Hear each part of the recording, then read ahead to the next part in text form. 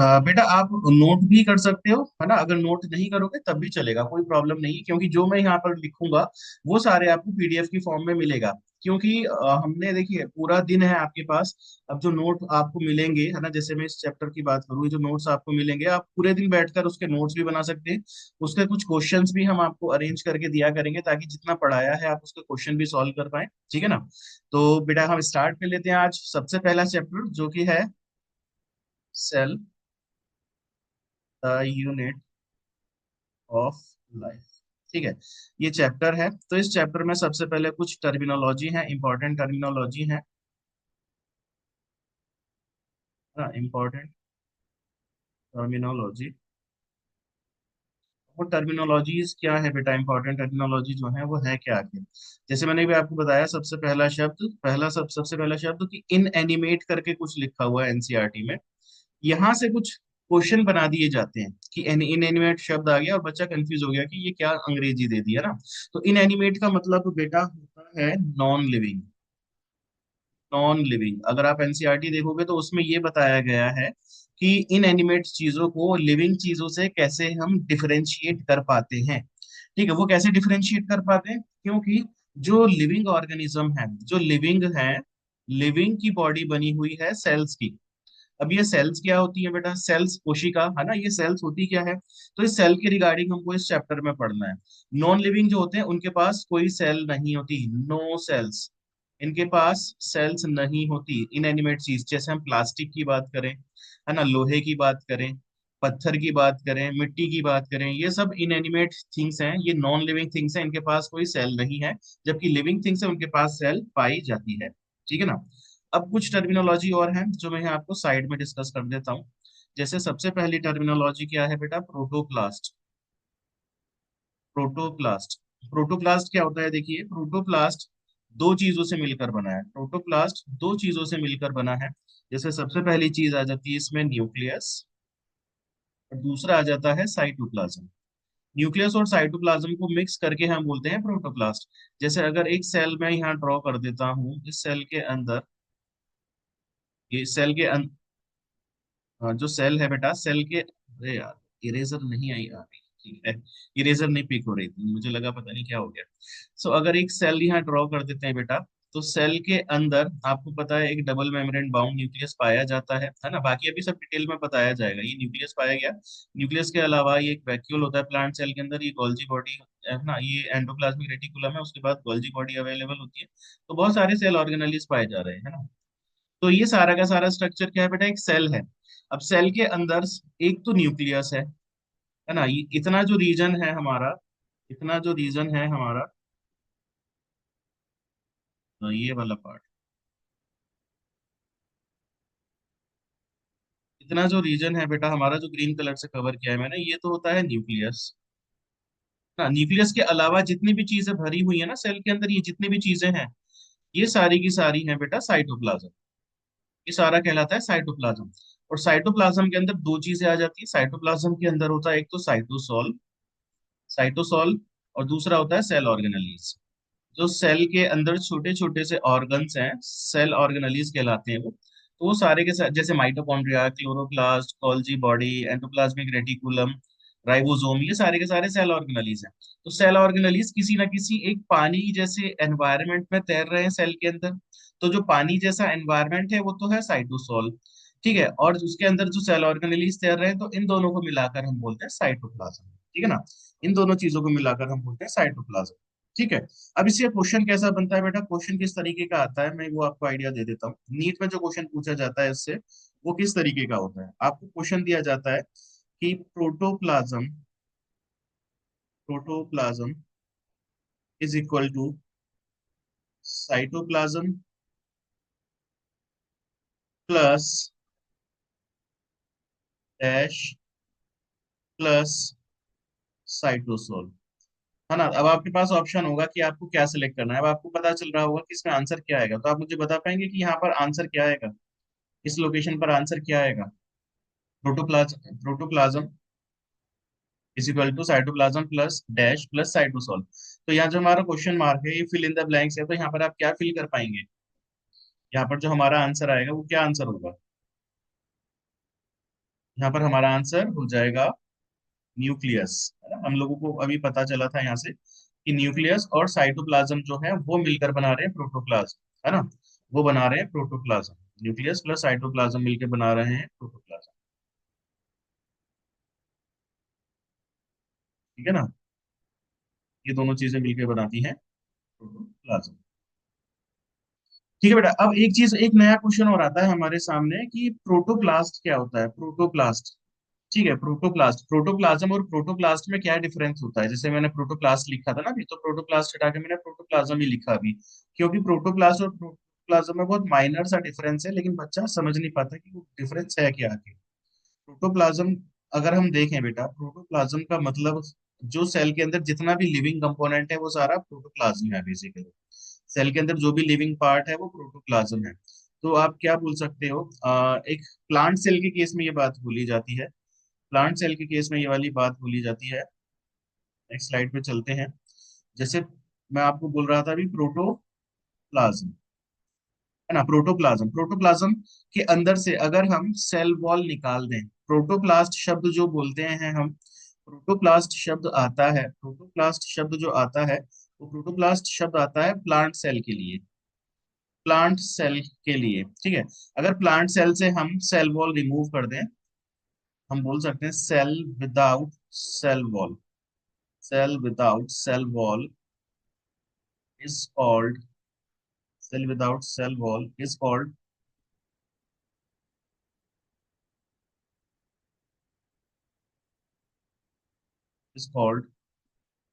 Protoplast. ठीक है ना, is called प्रोटोप्लास्ट।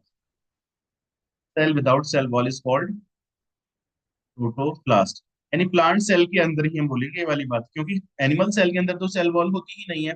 तो cell without cell wall is called protoplast. Cell से, अगर प्लांट सेल से हम सेल वॉल को हटा देंगे तो प्रोटोप्लास्ट कहलाया जाएगा। ठीक है, प्लांट सेल से सेल वॉल हटा देंगे तो प्रोटोप्लास्ट कहलाया जाएगा। ठीक है, सो अब हम बेटा चैप्टर शुरू करने जा रहे हैं। ये टेक्नोलॉजी तो मैंने आपको बताई सबसे पहले। अब हम एक चैप्टर शुरू जो है चैप्टर शुरुआत करने जा रहे हैं। ये बेसिक टर्मिनोलॉजी थी, चैप्टर शुरुआत करने जा रहे हैं। तो चैप्टर में सबसे पहले हमारे पास जो क्वेश्चन आता है वो आता है, व्हाट इज अ सेल। आखिर सेल है क्या, ये कोशिका होती क्या है। ठीक है, what is a cell, cell होती क्या चीज है। तो देखिए, आप लोगों ने बेटा जब कहीं घर का कंस्ट्रक्शन होता है, आपने कुछ ऐसी चीजें देखी होंगी कि एक ईंट होती है, उसके बराबर में दूसरी ईंट, उसके बराबर में एक और ईंट, और उन ईंटों के ऊपर नई नई ईंटें लगाते चले जाते हैं। ईंट मतलब ब्रिक्स, ईंटें, घर बनाते हैं ना ईंटों से, तो वही ईंटें हैं बेसिकली, ये है ना ब्रिक्स। ईंटों के ऊपर ईंट अरेंज रख करते चले जाते हैं, ये क्या है, ब्रिक्स। ब्रिक्स मतलब ईंटें, है ना। ब्रिक्स का मतलब क्या है बेटा, जो आप घर बनाते में ईंट यूज करते हो ना, वो ईंट है ये। तो जैसे हमारे घर की जो सबसे बेसिक स्मॉलेस्ट यूनिट है, जो घर बनाने के लिए जो सबसे बेसिक स्मॉलेस्ट यूनिट जो है, वो यूनिट क्या है बेटा, वो यूनिट होती है ब्रिक्स, ईंटें होती है, सबसे छोटी यूनिट ईंटें हैं। तो ऐसे ही सेल की भी जो फंडामेंटल है ना, सेल की भी जो फंडामेंटल है ना, जो हमारी बॉडी की जो फंडामेंटल यूनिट है वो क्या होती है बेटा, सेल होती है। सो एक डेफिनेशन है जो आपसे हमेशा पूछी जाती है सेल के बारे में, वो ये है, सेल इज द फंडामेंटल। ठीक है, सेल क्या है बेटा, सेल इज द फंडामेंटल, साथ के साथ structural and functional unit, and functional unit of life. तो फंडामेंटल का मतलब क्या होता है बेटा, फंडामेंटल का मतलब वही हो जाता है बेसिक। फंडामेंटल का मतलब हो जाता है बेसिक, कि बेसिक यूनिट क्या है ना। अब स्ट्रक्चरल का एग्जांपल देता हूँ बेटा, स्ट्रक्चरल का एग्जांपल देते हैं। जैसे कोई भी एक ऑर्गेनिज्म है ना, कोई भी एक ऑर्गेनिज्म है, सबसे बेसिक यूनिट क्यों बोला हमने उसको, स्ट्रक्चरल यूनिट क्यों बोला, क्योंकि उसकी बॉडी सेल्स की ही बनी हुई है। बहुत सारी तरह की सेल्स मिलकर एक टिश्यू बनाती हैं, बहुत सारी तरह की सेल्स मिलकर एक टिश्यू बनाती हैं, और बहुत सारे टिश्यू मिलकर टिश्यू सिस्टम बनाते हैं, टिश्यू सिस्टम बनाते हैं। बहुत सारे टिश्यू सिस्टम मिलकर ऑर्गन बनाते हैं, बहुत सारे ऑर्गन मिलकर ऑर्गन सिस्टम बनाते हैं, ऑर्गन सिस्टम बनाते हैं। है ना, फिर ऑर्गन सिस्टम मिलकर एक ऑर्गेनिज्म बना देते हैं। ये कैसे हुआ बेटा, बेसिक कैसे हुआ? क्योंकि सेल सबसे छोटी यूनिट है जो अकेले सारे काम परफॉर्म कर पा रही है अपने। सेल से छोटा और कोई स्ट्रक्चर ही नहीं है जो अपने सारे काम परफॉर्म कर पाए। सबसे छोटा स्ट्रक्चर सेल है। सेल के अंदर जो सेल ऑर्गेनलीज हैं वो एक दूसरे के साथ मिलकर काम करते हैं, वो अकेले सरवाइव नहीं कर सकते। उनको निकाल के अगर हम बाहर रख देंगे तो वो सरवाइव नहीं कर पाएंगे। लेकिन पूरी सेल को अगर निकाल के हम बाहर रखते हैं तो पूरी की पूरी सेल अपने सारे फंक्शन परफॉर्म कर लेती है। उसके जो भी इंपॉर्टेंट फंक्शन है वो खुद परफॉर्म कर लेती है। तो स्मॉलेस्ट यूनिट सेल हो गई। अब एक ऑर्गेनिज्म कैसे बना एक सेल से? जब सेल है बेटा, बहुत सारी सेल्स ने मिलकर बनाया टिश्यू, ग्रुप ऑफ सेल को हम बोलते हैं टिश्यू। ठीक है, और बहुत सारे टिश्यू मिलकर बनाते हैं टिश्यू सिस्टम। अब आप आगे आने वाले चैप्टर्स में टिश्यू सिस्टम्स भी पढ़ेंगे। और टिश्यू सिस्टम मिलकर बनाते हैं ऑर्गन। है ना, जैसे हमारी बॉडी के अंदर अगर आप डाइजेस्टिव सिस्टम की बात करो, डाइजेस्टिव सिस्टम एक ऑर्गन सिस्टम है ना, डाइजेस्टिव सिस्टम एक ऑर्गन सिस्टम है। तो उस ऑर्गन सिस्टम के अंदर बहुत सारे ऑर्गन पाए जाते हैं, जैसे हमारा स्टमक, हमारे इंटेस्टाइन, डाइजेस्टिव ग्लैंड्स, है ना, ईसोफेगस, पता नहीं कितने सारे पार्ट्स हैं, कितने सारे ऑर्गन्स हैं। तो बहुत सारे ऑर्गन ने मिलकर एक ऑर्गन सिस्टम बनाया, जैसे डाइजेस्टिव सिस्टम उसका एग्जांपल है। और इसी तरह के ऑर्गन सिस्टम, सारे ऑर्गन सिस्टम मिलाकर हम बोल देते हैं ऑर्गेनिज्म। जैसे डाइजेस्टिव सिस्टम एक ऑर्गन सिस्टम हो गया। दूसरा सर्कुलेटरी सिस्टम, जिसमें हमारा हार्ट आ जाता है ना, वो भी एक ऑर्गन सिस्टम हो गया। ठीक है, उसके अलावा रिप्रोडक्टिव सिस्टम वो भी एक ऑर्गन सिस्टम है। उसके अलावा अगर हम देखें एक्सक्रीटरी सिस्टम, वो भी एक ऑर्गन सिस्टम है। तो सारे ऑर्गन सिस्टम मिलकर बनाते हैं एक ऑर्गेनिज्म को। और एक ऑर्गन सिस्टम बनने के लिए हमारे पास बहुत सारे ऑर्गन आते हैं जो मिलकर एक ऑर्गन सिस्टम बनाते हैं। और ये ऑर्गन किसका बना हुआ होता है? ये ऑर्गन बहुत सारे तरह के टिश्यूज से मिलकर बना होता है, तो इसलिए हमने बोला बहुत सारे टिश्यू सिस्टम मिलकर ऑर्गन बना रहे हैं। और टिश्यू सिस्टम किससे मिलकर बना है बेटा? टिश्यू सिस्टम मिलकर बना है टिश्यू से। ठीक है ना। तो सबसे छोटा यूनिट क्या हो गया स्ट्रक्चर बेटा? सेल हो गया। तो cell is the structural unit of the life. जो हमारी लाइफ है, हमारी जो जिंदगी है, उसमें अगर सबसे छोटी स्ट्रक्चरल यूनिट देखें तो वो हो जाएगी सेल। अब फंक्शनल कैसे है बेटा? फंक्शनल यूनिट कैसे हो गया? फंक्शनल यूनिट क्यों बोलते हैं हम इसको? सेल को फंक्शनल यूनिट इसलिए बोलते हैं क्योंकि हमारी बॉडी में जितने भी फंक्शन है वो सेल के थ्रू ही परफॉर्म होते हैं। क्योंकि सेल के अंदर ही हर तरह की प्रोटीन्स का फॉर्मेशन होगा। सेल के अंदर ही हर तरह के एंजाइम्स का फॉर्मेशन होगा जिसके थ्रू हमारी बॉडी रेगुलेट होती है। हमने खाना खाया, खाना जो डाइजेस्ट होना है वो डाइजेस्ट होने के लिए सेलिवरी ग्लैंड्स, हमारी डाइजेस्टिव ग्लैंड्स, सबसे एंजाइम सिक्रीट होने शुरू हो जाते हैं। तो ये एंजाइम जो है बेटा, ये एंजाइम बने कहाँ हैं? ये एंजाइम बनते हैं सेल के अंदर। यानी कोई फंक्शन परफॉर्म करना है अगर बॉडी को, तो उस फंक्शन को परफॉर्म करने के लिए बॉडी के उस ऑर्गन की जितनी भी सेल्स हैं वो सारी की सारी सेल्स फंक्शन करेंगी। तब जाकर कोई और एक ऑर्गेनिज्म काम शुरू कर पाएगा। ठीक है ना। तो इसलिए हमने बोल दिया कि सेल इज द फंडामेंटल, क्योंकि बेसिक, सबसे छोटी बेसिक यूनिट फंडामेंटल यूनिट है। स्ट्रक्चरल यूनिट है क्योंकि अगर किसी ऑर्गेनिज्म की बॉडी आप देखोगे, चाहे हाथी हो, चाहे चूहा हो, चाहे बैक्टीरिया हो, इन सब में अगर आप सबसे बेसिक यूनिट को देखोगे जाकर तो वो सबसे basic unit structural unit cell ही है। ठीक है, तो ये डेफिनेशन आपको याद रखनी है, मोस्ट इंपॉर्टेंट डेफिनेशन है, cell is the fundamental, structural and functional unit of life. अब आप समझ पाए होंगे बेटा कि हमने क्यों बोला इसको फंडामेंटल, क्यों स्ट्रक्चरल बोला, क्यों फंक्शनल बोला। ये चीजें क्लियर हुई बेटा? आपको समझ में आई? यस बेटा, बताएं, ये चीजें समझ आई आपको? ओके, ठीक है, वेरी गुड बेटा। चलिए आगे चलते हैं हम, कि अगर हम सेल के नंबर की बात करें, है ना, based on the number of cells, है ना, ऑर्गेनिज्म कितने तरीके के होते हैं? ऑर्गेनिज्म दो तरीके के होते हैं based on the number of cells. Based on the number of cells organisms are of two types. Organism दो तरीके के होते हैं। वो कौन कौन से ऑर्गेनिजम्स है बेटा? यूनिसेल्युलर ऑर्गेनिज्म और मल्टीसेल्युलर ऑर्गेनिज्म। सिंगल सेल है तो वो यूनिसेल्युलर ऑर्गेनिज्म कहलाएगा, यूनिसेल्युलर ऑर्गेनिज्म। दूसरा multicellular organism, multi cellular organism. दो तरह के ऑर्गेनिज्म है। यूनिसेल्युलर में बेटा हमने यूनिसेल्युलर यानी सिंगल सेल का बना हुआ जो ऑर्गेनिज्म है, यूनिसेल्युलर में क्या हो गया बेटा? सिंगल सेल का बना हुआ ऑर्गेनिज्म, सिंगल सेल का बना हुआ ऑर्गेनिज्म है। तो हमने इसको क्यों बोल दिया कि भाई ये सिंगल सेल का बना हुआ ऑर्गेनिज्म जो है वो यूनिसेल्युलर ऑर्गेनिज्म है? हमारी बॉडी में तो सारी सेल्स मिलकर फंक्शन परफॉर्म करती है, तब जाकर हम जिंदा रहते हैं, है ना। लेकिन यूनिसेल्युलर ऑर्गेनिज्म में ऐसी क्या खासियत आ गई? बेटा वो जो खासियत है वो ये है कि यूनिसेल्युलर ऑर्गेनिज्म जो है वो अपने लाइफ के जितने भी फंक्शंस हैं, है ना, they perform all life processes, है ना, all life processes, all life processes यानी जो भी लाइफ प्रोसेसेस के एसेंशियल फंक्शंस है ना, they perform all the essential functions of life processes. अब वो एसेंशियल फंक्शंस क्या क्या है बेटा? वो एसेंशियल फंक्शंस आ जाते हैं जैसे रेस्पिरेशन, रेस्पिरेशन हो गया, रेस्पिरेशन वो खुद परफॉर्म कर रही है अकेली सेल, ठीक है। उसके अलावा न्यूट्रिशन का काम भी वो अकेले खुद कर रही है, न्यूट्रिशन कर पा रही है। जितने भी एसेंशियल लाइफ फंक्शन है उसको सरवाइव करने के लिए वो खुद परफॉर्म कर ले रही है, जैसे रिप्रोडक्शन भी इसी का पार्ट आ गया, है ना, एटसेट्रा। तो ये जो इंपॉर्टेंट लाइफ प्रोसेसेस हैं वो खुद परफॉर्म कर पा रहा है, so they can perform all the essential functions of life, है ना। एक चीज, एक स्टेटमेंट और बोल सकते हैं, क्या बोल सकते हैं बेटा? Perform all the essential functions of life, perform all the essential functions of life, ठीक है ना। हम ये भी बोल सकते हैं, it perform all the essential functions of life, ठीक है ना। तो परफॉर्म ऑल लाइफ प्रोसेसेस। दूसरा साथ के साथ बेटा ये क्या शो करते हैं? They perform, they show independent existence, independent existence. जैसे एग्जाम्पल क्या हो जाता है बेटा? यूनिसेल्युलर ऑर्गेनिज्म का एग्जाम्पल आ जाता है, एग्जाम्पल का कलर चेंज कर देते हैं। एग्जाम्पल आ जाता है बेटा इसमें जैसे अमीबा, ना, एग्जाम्पल आ गया बेस्ट अमीबा ना। अमीबा के अलावा हम दूसरा एग्जाम्पल दे सकते हैं पैरामीशियम, ना, पैरामीशियम दे दिया हमने एक एग्जाम्पल। तो ये क्या है बेटा? यूनिसेल्युलर ऑर्गेनिज्म है, अमीबा एक सेल का बना हुआ है, सिर्फ एक कोशिका का, एक सेल का बना हुआ है।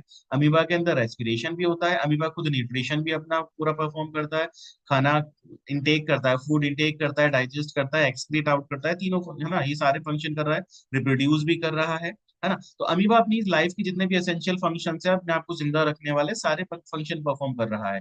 ऐसे ही पैरामीशियम है, ऐसे ही जितने भी बैक्टीरिया पाए जाते हैं, ऑल बैक्टीरिया, है ना, इसमें क्या चीज आ जाएगी बेटा? ऑल बैक्टीरिया भी आ जाएंगे, सारे के सारे बैक्टीरिया भी आ जाएंगे इसके अंदर, इसके अंदर सारे के सारे बैक्टीरिया भी आ जाएंगे, ठीक है ना। यूनिसेल्युलर को उठा के हम यूनिसेल्युलर को नीचे रखते हैं,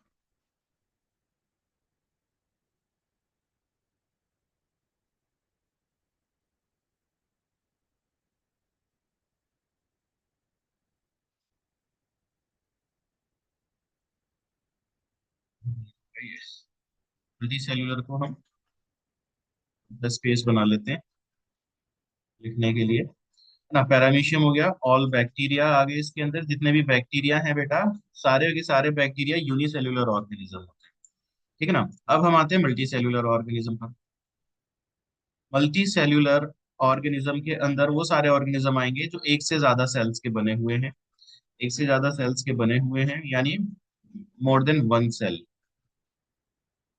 मोर देन वन सेल, एक से ज्यादा सेल के बने हुए ऑर्गेनिज्म को मल्टी सेल्यूलर ऑर्गेनिज्म बोलेंगे।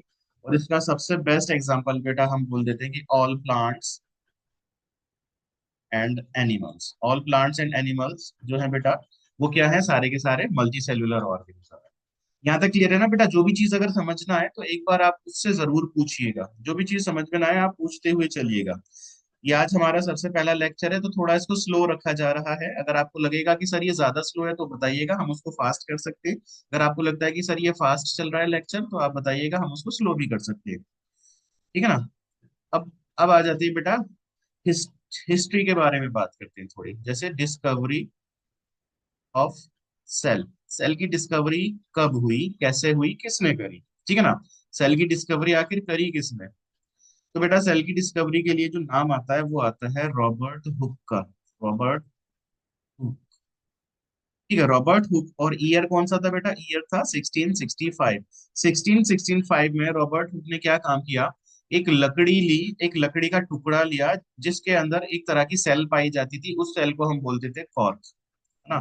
तो कॉर्क सेल्स को उन्होंने माइक्रोस्कोप में देखा, उन्होंने जब उसको माइक्रोस्कोप में देखा तो उनको कुछ हनी कॉम्ब लाइक स्ट्रक्चर दिखाई दिए, है ना, जैसे मधुमक्खी का छत्ता होता है ना, कुछ ऐसा स्ट्रक्चर उनको दिखाई दिया। हनीकॉम्ब लाइक स्ट्रक्चर उनको ऑब्जर्व हुए माइक्रोस्कोप के अंदर। तो इन छोटे छोटे से चेम्बर्स को इन्होंने क्या बोला बेटा, इन छोटे छोटे से चेम्बर्स को इन्होंने बोला सेल। ये जो छोटे छोटे चेम्बर्स मैंने ड्रॉ किया है बेटा, एक्चुअली सेल का मतलब होता क्या है, इनको इन्होंने नाम दिया सेल। सेल का मतलब होता है बेटा स्मॉल रूम, बहुत छोटा सा रूम। जैसे आप हॉलीवुड मूवीज अगर देखते हो तो उसमें देखते होंगे कि अगर कोई पर्सन जेल के अंदर बंद है, तो जेल के अंदर जो बंद होता है लॉकअप नंबर जो होता है, हम तो इंडिया में बोलते हैं कि कौन सा लॉकअप में, लॉकअप नंबर ये, लॉकअप नंबर वो, लेकिन वहां बोलते हैं सेल नंबर। सेल का मतलब होता है छोटा रूम, जेल का जो छोटा कमरा होता है उसको सेल बोला जाता है। तो रॉबर्ट हुक ने सेल शब्द यूज किया इन छोटे छोटे चैम्बर्स के लिए जो यहाँ दिखाई दिए। और ये जो इनको चैम्बर्स दिखाई दिए कॉर्क सेल्स के स्ट्रक्चर थे। और कॉर्क सेल्स होती है बेटा डेड, ये होती है डेड सेल्स। कॉर्क सेल्स कैसी होती है, डेड होती है बेटा ये। कॉर्क सेल्स डेड होती हैं। तो इनको जो स्ट्रक्चर दिखाई दिया, ये क्या दिखाई दिया, ये सिर्फ इनको सेल वॉल दिखाई दी। सेल वॉल दिखाई दी बस, कि ये सेल वॉल है, तो सेल वॉल से एक स्ट्रक्चर डेवलप हो गया। अंदर कुछ भी नहीं था, सारी की सारी सेल्स खाली थी, अंदर कोई भी सेल ऑर्गेनेली, कोई भी साइटोप्लाज्म भरा हुआ नहीं था, कोई भी न्यूक्लियस नहीं था, क्योंकि ये सेल थी डेड। तो कॉर्क सेल के अंदर इनको सिर्फ ये स्ट्रक्चर्स दिखाई दिए, छोटे छोटे से चैम्बर्स दिखाई दिए, तो इन्होंने इसका नाम रख दिया बेटा सेल।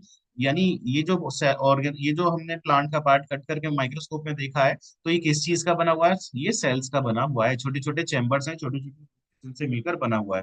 तो रॉबर्ट हुक ने 1665 में डिस्कवरी करी थी सेल की। तो डिस्कवरी ऑफ सेल में आ जाता है रॉबर्ट हुक का नाम। अगर क्वेश्चन पूछा जाए वो डिस्कवर्ड द सेल, तो उसमें आंसर आएगा रॉबर्ट हुक। ठीक है। लेकिन वही एक और साइंटिस्ट है बेटा, उनका नाम आ जाता है यहाँ पर एंटोन वॉन लुवेनहॉक।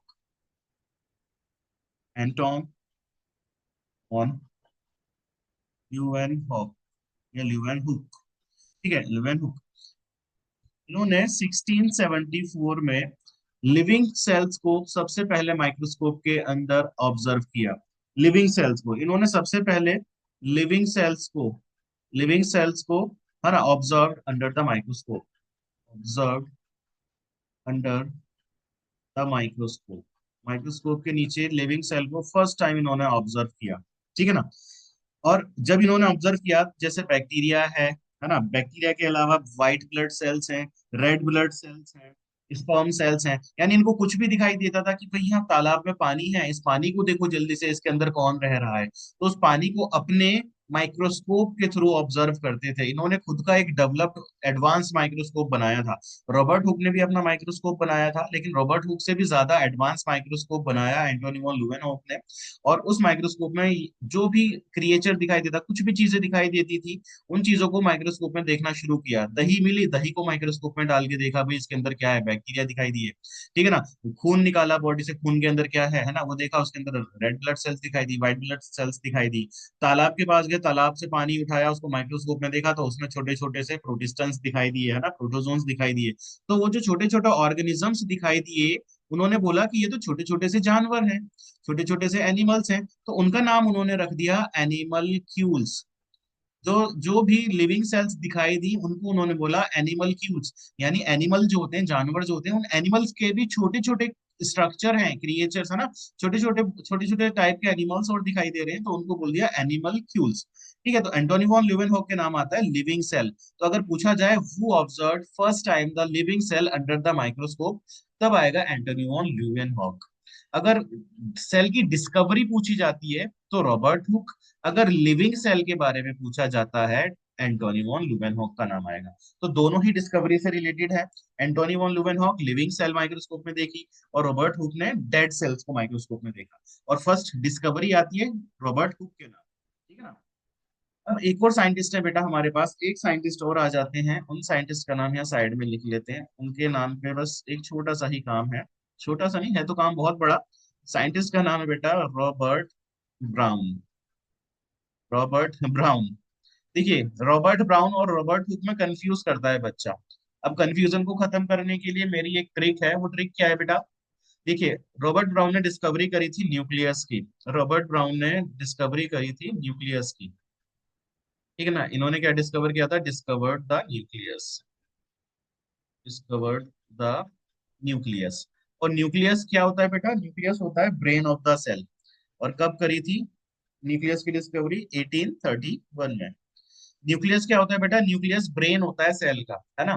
यानी अगर कोई सेल फंक्शन परफॉर्म कर रही है तो उसका न्यूक्लियस ऑर्डर दे रहा है, तभी तो है ना। अब आपने गाना सुना होगा ब्राउन मुंडे, है ना। ब्राउन मुंडे मतलब एडवांस है कुछ, है ना। गाने में कुछ दे रखा है, कुछ उनके बारे में खासियत बता रखी है, ब्राउन मुंडे। तो ऐसे ही हमारा रॉबर्ट ब्राउन, इसमें भी तो ब्राउन आ रहा है। तो यानी ये ब्राउन मुंडे जिन्होंने न्यूक्लियस की डिस्कवरी करी। जो ब्राउन नहीं थे, नॉर्मल रॉबर्ट हो गए, उन्होंने सिर्फ सेल की डिस्कवरी करी। और न्यूक्लियस की डिस्कवरी करने वाले कौन थे? वो थे brown Munde, that is Robert Hooke. ठीक है ना। इन 1831 रॉबर्ट हुक ने न्यूक्लियस की डिस्कवरी करी। क्लियर है बेटा? यहाँ तक चीजें, पॉइंट्स यार समझ में आ रहे हैं सारे? Everything clear? ओके ओके, ठीक है, चलो। अब हम आगे चलते हैं, थोड़ा माइक्रोस्कोपी के बारे में बता देते हैं। माइक्रोस्कोपी से क्वेश्चन नहीं आता है वैसा बेटा कभी, है ना, लेकिन एक स्टेटमेंट है माइक्रोस्कोपी का, सिर्फ वो स्टेटमेंट याद रखें। माइक्रोस्कोपी का एक स्टेटमेंट है बस। माइक्रोस्कोपी यानी माइक्रोस्कोप से रिलेटेड फंक्शन की बात हो रही है। जब तक अच्छा माइक्रोस्कोप डेवलप नहीं हुआ था, तब तक हम सिर्फ सेल्स देख पा रहे थे। जब एडवांस माइक्रोस्कोप डिस्कवर होने लगे, तो हम लोगों ने, यानी साइंटिस्ट जो थे उस समय के, उन्होंने अलग अलग तरह के सेल ऑर्गेनेलिज भी देखने शुरू किए। जैसे न्यूक्लियस की भी बात करें, तो रॉबर्ट ब्राउन ने जब न्यूक्लियस देखा, तो वो कोई एडवांस माइक्रोस्कोप ही था, है ना, उसके थ्रू नहीं देख पाते। तो जब इन्वेंशन हुआ माइक्रोस्कोप का, invention of compound compound and electron microscope. Compound microscope तो ऐसा होता है बेटा जो आप स्कूल वगैरह में यूज करते हैं, कंपाउंड है। इलेक्ट्रॉन माइक्रोस्कोप स्कूल में देखने के लिए नहीं मिलता, वो एडवांस लेबोरेटरीज हैं, वहीं पाए जाते हैं। ठीक है ना। So the invention of compound and electron microscope revealed. हाँ जी मुस्कान, गुड मॉर्निंग बेटा, आपने बहुत लेट ज्वाइन की क्लास, है ना। The invention of compound and electron revealed the structural details of the cell. तो किस किस तरह के माइक्रोस्कोप बेटा इन्वेंट किए गए थे? कंपाउंड माइक्रोस्कोप और इलेक्ट्रॉन माइक्रोस्कोप। एक चीज और बेटा, ये जो क्लास में ले रहा हूँ ना आपकी, ये क्लास आपको हमारे YouTube चैनल पर भी मिलेगी। जैसे ही क्लास फिनिश हो जाएगी, तो इस क्लास को बेटा मैं YouTube पर अपलोड करूंगा। ठीक है, ये वाली क्लास YouTube पर भी अपलोड होगी। ओके, ये क्लास YouTube पर भी अपलोड होगी। जैसे, ठीक है, आपको नोट्स मिलेंगे आपके व्हाट्सएप ग्रुप में। और आपको अगर दोबारा से ये लेक्चर रिवाइज करना है, तो आप हमारे ऑफिशियल यूट्यूब चैनल पे जाइएगा, आपके साथ लिंक शेयर कर दिया जाएगा। जैसे जूम का लिंक शेयर किया है, ऐसे आपको यूट्यूब का चैनल का लिंक भी शेयर किया जाएगा। तो ये पूरी क्लास उस पर भी अवेलेबल हो जाएगी। जैसे आपको होता है ना कि कई बार रिवाइज करना है हमको, तो रिवाइज करने के लिए आप वापस से कैसे हमसे कांटेक्ट कर पाएंगे? टाइम तो एक ही क्लास का। तो उसी टॉपिक को रिवाइज करने के लिए हमने आपके लिए यूट्यूब चैनल बनाया है, और उस पर सारी ये वीडियोस हम अपलोड करेंगे। जो भी क्लास होगी वो सारे लेक्चर उस चैनल पे अपलोड मिलेंगे, ताकि आपको रिवीजन में हेल्प हो पाए। ठीक है बेटा। चलिए फिर अब हम आगे चलते हैं नेक्स्ट टॉपिक पर, दैट इज सेल थ्योरी, जो कि एक इम्पॉर्टेंट टॉपिक है। सेल थ्योरी पर चलते हैं, नया टॉपिक आ गया बेटा अब, सेल थ्योरी।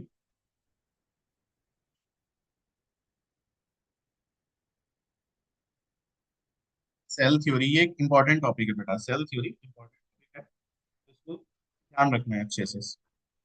सेल थ्योरी के लिए बेटा दो साइंटिस्ट है, उनका नाम आता है। सेल थ्योरी के लिए एक साइंटिस्ट का नाम है शील्डन, श्लेडन भी बोलते हैं इनको, श्लेडन या शील्डन। दूसरे साइंटिस्ट है बेटा, इनका नाम है श्वान। ठीक है ना। एमजे शील्डन एंड थियोडोर श्वान। शील्डन जो है बेटा, शील्डन थे बॉटनिस्ट। शील्डन थे बॉटनिस्ट, यानी ये प्लांट की स्टडी करने वाले साइंटिस्ट थे। श्वान जो थे बेटा, श्वान थे जोलॉजिस्ट। जोलॉजिस्ट। अब क्वेश्चन भी बनते हैं बेटा इनके रहने की जगह से, कि ये बॉटनिस्ट कहाँ के रहने वाले थे? ये बेटा जर्मनी के थे, तो हम इनको बोलते हैं जर्मन बॉटनिस्ट। German botanist. और श्वान जो थे, ये इंग्लैंड के रहने वाले थे, ब्रिटिश थे, तो हम इनको बोलते हैं ब्रिटिश जोलॉजिस्ट। इनका ईयर भी पूछा जाता है। शील्डन अपना वर्क कर रहे थे 1838 में, और श्वान अपना वर्क कर रहे थे 1839 में। ठीक ना, 1839, एक साल का डिफरेंस है। तो शील्डन क्या है बेटा? German botanist. श्वान क्या है? ये ब्रिटिश जोलॉजिस्ट है। तो ये दोनों अपना अलग अलग सेल पर काम कर रहे थे। अब जैसे कि आपको पता ही है, शील्डन बॉटनिस्ट है, तो ये प्लांट सेल पर काम कर रहे थे। ये प्लांट सेल्स पर काम कर रहे थे, प्लांट सेल्स पर। और श्वान जो है जोलॉजिस्ट हैं, तो ये एनिमल सेल्स पर काम कर रहे थे। जब इन्होंने सेल्स के बारे में बहुत सारे पॉइंट्स ऑब्जर्व किए, तो दोनों एक दूसरे के साथ मिलने आए। उन्होंने देखा कि हम दोनों का रिसर्च वर्क तो एक जैसा है, क्यों ना हम दोनों मिलकर कोई एक थ्योरी डेवलप करते हैं सेल्स के रिलेटेड, है ना। तो उसमें क्या था, जैसे मैं शील्डन की बात करूं, तो शील्डन ने, अगर मैं शील्डन की बात करूं, शील्डन कौन थे हमारे पास? हमारे पास शील्डन जो थे वो थे जर्मन बॉटनिस्ट, है ना। तो शील्डन की बात अगर हम करें, तो शील्डन क्या बोल रहे थे, उन्होंने क्या काम किया, दे एग्जामाइंड, यही एग्जामाइंड लिखते हैं तो ज्यादा अच्छा स्टेटमेंट बनेगा। ही एग्जामाइंड, इन्होंने क्या एग्जामाइन किया बेटा? A large number of plant cells, a large number of plant cells, ठीक है। ये खाली प्लांट्स लिखते हैं, a large number of plants, and observe, ने क्या ऑब्जर्व किया, and observe that all plants are composed of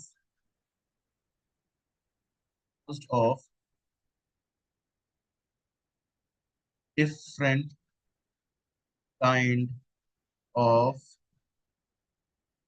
different kind of cells which forms tissues, which forms tissues. तो इन्होंने क्या काम किया बेटा, large number of plants observe किए, और हर प्लांट को देखा कि वो प्लांट किस चीज का बना हुआ है, वो अलग अलग तरह की सेल्स का बना हुआ था, डिफरेंट काइंड ऑफ सेल्स का बना हुआ था। और वो सारी की सारी सेल्स मिलकर क्या बना रही बेटा आपस में, वो सारी की सारी सेल्स मिलकर बना रही है टिश्यू। शील्डन ने सिर्फ इतनी सी बात ऑब्जर्व करी थी, है ना, सिर्फ यही ऑब्जर्व किया था।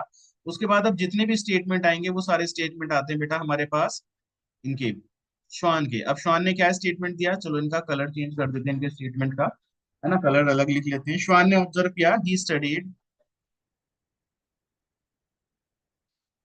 Different types of animal cells, different types different types of animal cells. इन्होंने एनिमल सेल पे रिसर्च करी, है ना, different type of animal cells. और उन्होंने क्या रिपोर्ट किया, and that cells had a cells had a thin outer layer, thin outer layer, एक थिन आउटर लेयर पाई गई सेल के चारों तरफ, वो ऑब्जर्व की इन्होंने, which is today known as plasma membrane, जिसको आज हम प्लाज्मा मेम्ब्रेन के नाम से जानते हैं। तो इन्होंने प्लाज्मा मेम्ब्रेन के बारे में बताया। तो अगर पूछा जाए प्लाज्मा मेम्ब्रेन की डिस्कवरी किसने करी, तो प्लाज्मा मेम्ब्रेन की डिस्कवरी के लिए श्वान का नाम आ जाएगा। ठीक है, तो पहला पॉइंट इन्होंने ये बताया। दूसरा पॉइंट इन्होंने क्या क्या बताया, इन्होंने एक चीज और कंक्लूड किया, he concluded that the presence of cell wall is a unique character of plant cells, unique character of plant cell, ठीक है ना। यानी सेल वॉल प्लांट सेल के चारों तरफ पाया जाता है, ये वाला स्टेटमेंट भी श्वान ने दिया। सेल थ्योरी से बहुत सारे क्वेश्चंस बनते हैं, सेल थ्योरी से बहुत सारे क्वेश्चंस बनते हैं। अगर ये वाला स्टेटमेंट आए, है ना, ये वाला स्टेटमेंट अगर आएगा, तो ये वाला स्टेटमेंट जाएगा सिर्फ किसके नाम, बेटा ये वाला स्टेटमेंट जाएगा सिर्फ शील्डन के नाम। उसके अलावा जितने स्टेटमेंट आते हैं वो या तो श्वान का होगा, या भी एक साइंटिस्ट और है रुडोल्फ वर्चो, या उनका होगा, ठीक है ना। तो बेसिकली श्वान की सबसे ज्यादा स्टेटमेंट्स हैं सेल थ्योरी में। शील्डन ने क्या बताया, शील्डन ने बता दिया कि सारे के सारे जो प्लांट्स हैं वो किस चीज के बने हुए हैं, सारे के सारे प्लांट्स जो हैं डिफरेंट टाइप की सेल्स के बने हुए हैं, जो कि टिश्यूज बनाती हैं। हम सबको पता है कि टिश्यूज ही बनाती है सेल्स आपस में मिलके, और प्लांट के अंदर बहुत सारी तरह की सेल्स पाई जाती हैं।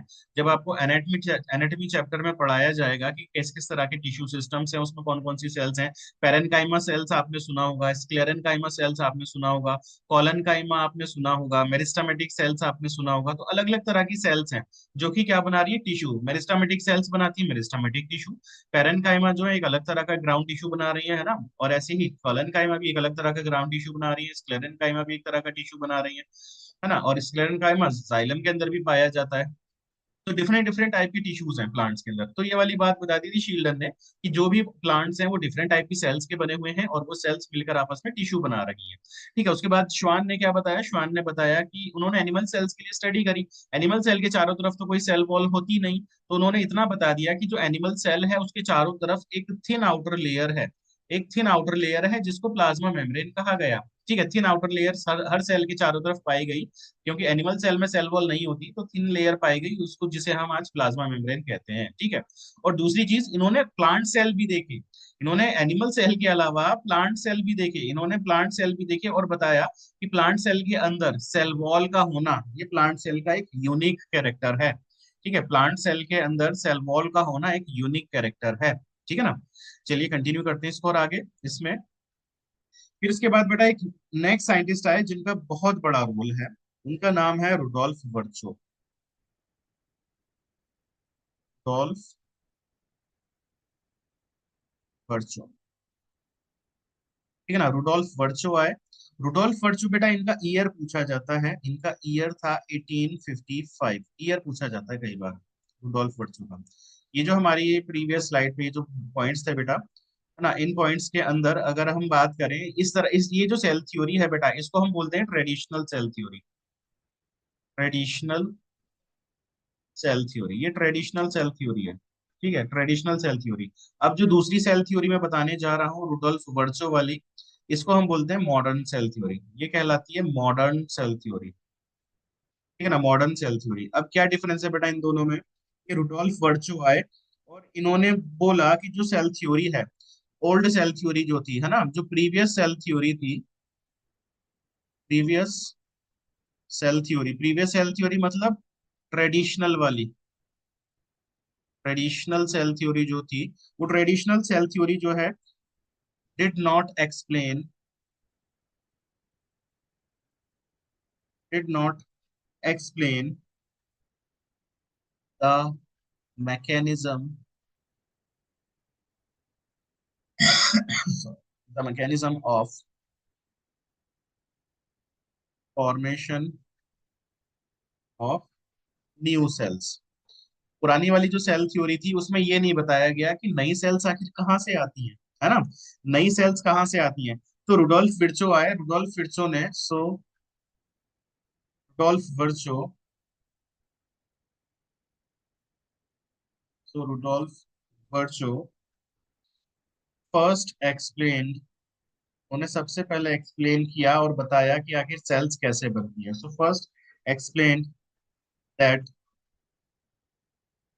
सेल्स डिवाइड, जो सेल्स है बेटा वो डिवाइड करती हैं, और उनके डिवाइड होने से नई सेल्स का फॉर्मेशन होता है ना, जो सेल्स है वो डिवाइड करेंगी and new cells are formed, are formed from pre existing cell, pre existing cells. यानी नई सेल्स कहाँ से आती हैं? जब कोई प्री एग्जिस्टिंग सेल डिवाइड करती है, उसके डिवाइड होने से नई सेल्स का फॉर्मेशन होता है। ठीक है ना, तो उन्होंने इसके लिए एक स्टेटमेंट दिया, उसको बोलते हैं ओमनिस सेलुला ई सेलुला।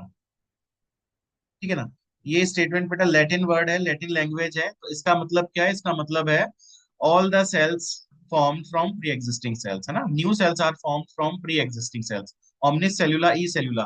तो ये टर्म पूछा जाता है, मोस्ट इंपॉर्टेंट है कि ये टर्मिनोलॉजी आखिर किसने दी, ये टर्मिनोलॉजी आखिर किसने दी। ठीक है ना, आखिर ये टर्मिनोलॉजी किसने दी?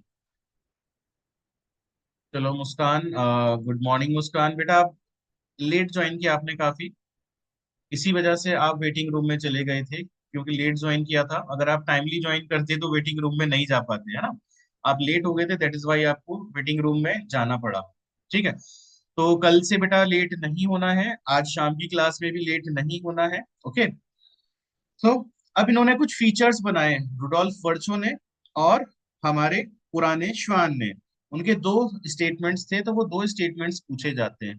ठीक है ना, तो दो स्टेटमेंट्स पूछे जाते हैं। तो अभी तो रुडोल्फ वर्चो की हमने कहानी बता दी आपको, इससे पहले वाली स्लाइड में हमने शील्डन और श्वान दोनों की कहानी बताई थी आपको। अब रुडोल्फ विर्चो और शील्डन श्वान दोनों ने मिलकर सेल थ्योरी को मॉडिफाई किया। ठीक है, दोनों ने मिलकर सेल थ्योरी को जो है मॉडिफाई किया और फाइनली सेल थ्योरी के फीचर्स बता दिए। सो जो फीचर्स हैं सेल थ्योरी के वो क्या है, फीचर्स ऑफ सेल थ्योरी क्या क्या हो जाएंगे, फीचर्स ऑफ सेल थ्योरी में क्या क्या चीजें हो जाएंगी बेटा। अब यहाँ दो स्टेटमेंट आ जाते हैं। पहला statement, all living organisms, all living organisms are composed of cells, सारे के सारे लिविंग ऑर्गेनिज्म जो सेल्स के बने हुए हैं और सेल्स के प्रोडक्ट्स के, and products of cells, products of cells. ठीक है, पहला तो ये हो गया, all living organisms are composed of cells and products of cells. ये स्टेटमेंट था बेटा श्वान का, ये स्टेटमेंट था श्वान का, ये हमको याद रखना है, ये स्टेटमेंट श्वान का था। फिर उसके बाद दूसरा स्टेटमेंट आया, all cells arise from pre existing cells, from pre existing cells. ठीक है ना, all cells arise from pre existing cells. ये स्टेटमेंट किसका था बेटा, ये स्टेटमेंट था वर्ड्सवर्थ का। सेल थ्योरी से जो क्वेश्चन पूछे जाते हैं उससे रिलेटेड जितने स्टेटमेंट्स होते हैं वो सारे के सारे स्टेटमेंट्स मैं आपको बता चुका हूँ, वो सारे के सारे स्टेटमेंट्स मैं आपको बता चुका हूँ। ठीक है ना, तो सेल थ्योरी यहाँ पर खत्म होती है, लेकिन सेल थ्योरी खत्म होने से पहले कुछ एक्सेप्शंस भी हैं बेटा सेल थ्योरी के, हमारी एनसीईआरटी बोलती है एक्सेप्शन के बारे में। अब वो एक्सेप्शन क्या क्या होंगे बेटा, कोई बताएगा exception of cell theory, exception. हाँ जी बेटा जी, एक्सेप्शन क्या होगा सेल थ्योरी का, यानी कोई भी ऐसा ऑर्गेनिज्म जो सेल का नहीं बना हुआ हो, है ना। ऐसा क्या चीज है बेटा हमारे पास, ऐसा हमारे पास होता है वायरस। वायरस कैसा है बेटा, वायरस होता है असेल्यूलर, वायरस सेल्स का बना हुआ नहीं है ना। वायरस कैसा है, असेल्यूलर, यानी बिना सेल का, असेल्यूलर, विदाउट सेल, है ना। किसी भी चीज के आगे ए लिख देते हैं यानी उसके बिना, सेल्यूलर के आगे ए लगा दिया तो असेल्यूलर। ठीक है ना, असेल्यूलर मतलब विदाउट सेल। सो ये होते हैं बेटा obligate parasite, viruses are obligate parasite. इनको ऑब्लिगेट पैरासाइट हमने क्यों बोला, इनको ऑब्लिगेट पैरासाइट इसलिए बोला क्योंकि इनके पास एक ऑब्लिगेशन है कि अगर उनको जिंदा रहना है तो वो पैरासाइट बनकर ही जिंदा रह पाएंगे। अगर वो पैरासाइट नहीं बनेंगे तो वो अपने आप को डिवाइड नहीं करा पाएंगे। ठीक है ना, जैसे वायरसेस अगर हवा में तैर रहे हैं तो वो इनएक्टिव है, जमीन पर पड़ा है तो इनएक्टिव है, कहीं भी बाहर है, बॉडी के बाहर, सेल के बाहर कहीं भी है तो वो इनएक्टिव है। लेकिन जैसे ही वो अपनी होस्ट सेल के अंदर एंटर कर गया, है ना, जैसे ही वो होस्ट सेल के कांटेक्ट में आया, एंटर कर गया, तभी वो लिविंग हो जाता है। यानी लिविंग कब हुआ, जब वो एक होस्ट सेल के अंदर आ गया, यानी जब वो पैरासाइट बन गया तभी वो लिविंग हुआ। इसी वजह से हमने उसको बोला कि वो ऑब्लिगेट पैरासाइट है, कि उसके पास ऑब्लिगेशन है कि वो पैरासाइट ही रहेगा। अगर वो पैरासाइट नहीं बना तो वो नॉन लिविंग फॉर्म में हवा में तैरता रहेगा, जमीन पर पड़ा रहेगा, पानी में तैरता रहेगा, कोई फर्क नहीं पड़ने वाला। लेकिन जिंदा होना है तो पैरासाइट उसको बनना ही पड़ेगा। That is why viruses are obligate parasite, virus हमेशा ऑब्लिगेट पैरासाइट ही कहलाता है। ठीक है बेटा, यहाँ तक चीजें क्लियर है सारी। मुस्कान बेटा आपने लेट ज्वाइन किया तो आपको मैं बता देता हूँ, ये जो लेक्चर है आपको यूट्यूब पर भी मिल जाएगा। आपके पास यूट्यूब की जो लिंक है बेटा, लिंक शेयर कर दिया जाएगा। जो ये क्लास है ये अपलोड हो जाएगी यूट्यूब पर, आज ही अपलोड हो जाएगी। ठीक है, आज ही अपलोड करने के बाद आपको वो लिंक भी शेयर कर दिया जाएगा, ताकि अगर आपको बाद में रिवाइज करना होता है, क्योंकि आपको अभी एग्जाम की तैयारी करनी है, एग्जाम तो 1 साल के बाद है, तो है ना, तो एग्जाम की तैयारी करनी है तो आपको फाइनल रिवीजन भी करना होगा, तो रिवीजन के लिए आपको यूट्यूब पर ये लेक्चर मिल जाएगा।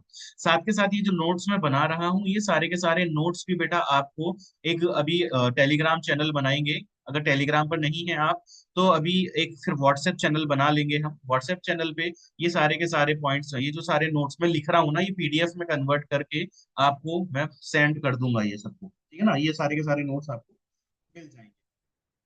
ठीक है, चलिए बेटा, यहाँ तक कोई डाउट है किसी को, यहाँ तक चीजें समझ में आ रही है ना कि क्या चल रहा है, कैसे कहानी चल रही है।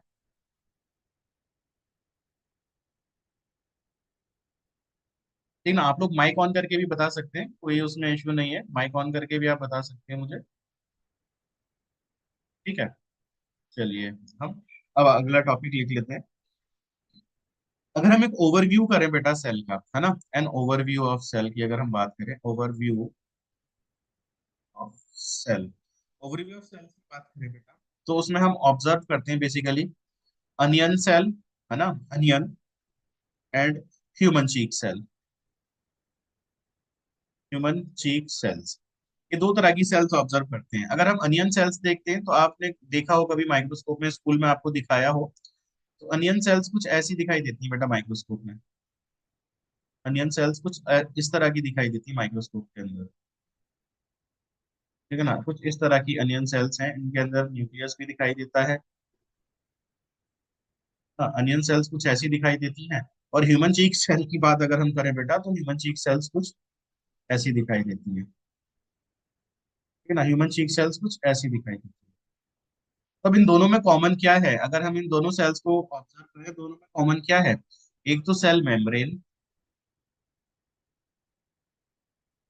सेल मेम्ब्रेन, सेल मेम्ब्रेन इसके पास भी है, सेल मेम्ब्रेन इसके पास भी है, ठीक है।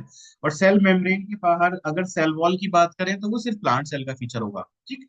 दूसरी बात, साइटोप्लाज्म, साइटोप्लाज्म दोनों के पास है कॉमन, साइटोप्लाज्म है इसके पास, है ना। तीसरा, न्यूक्लियस, इन दोनों के पास हमने न्यूक्लियस भी देखा माइक्रोस्कोप में, स्कूल में बेसिकली दिखाते हैं, ये दोनों तरह की सेल्स ना स्कूल में दिखाई जाती हैं माइक्रोस्कोप के अंदर, ठीक। अगर कुछ डिफरेंस है तो वो क्या है डिफरेंस बेटा? सेल वॉल का डिफरेंस है, सेल वॉल, सेल वॉल सिर्फ प्लांट सेल के पास पाई जाती है, एनिमल सेल के पास सेल वॉल नहीं पाई जाती। तो ठीक है बेटा, हम क्या बोल सकते हैं? All cells contains, all cells contains, क्या क्या कंटेन कर रही है सारी की सारी सेल्स? एक तो प्लाज्मा मेम्ब्रेन,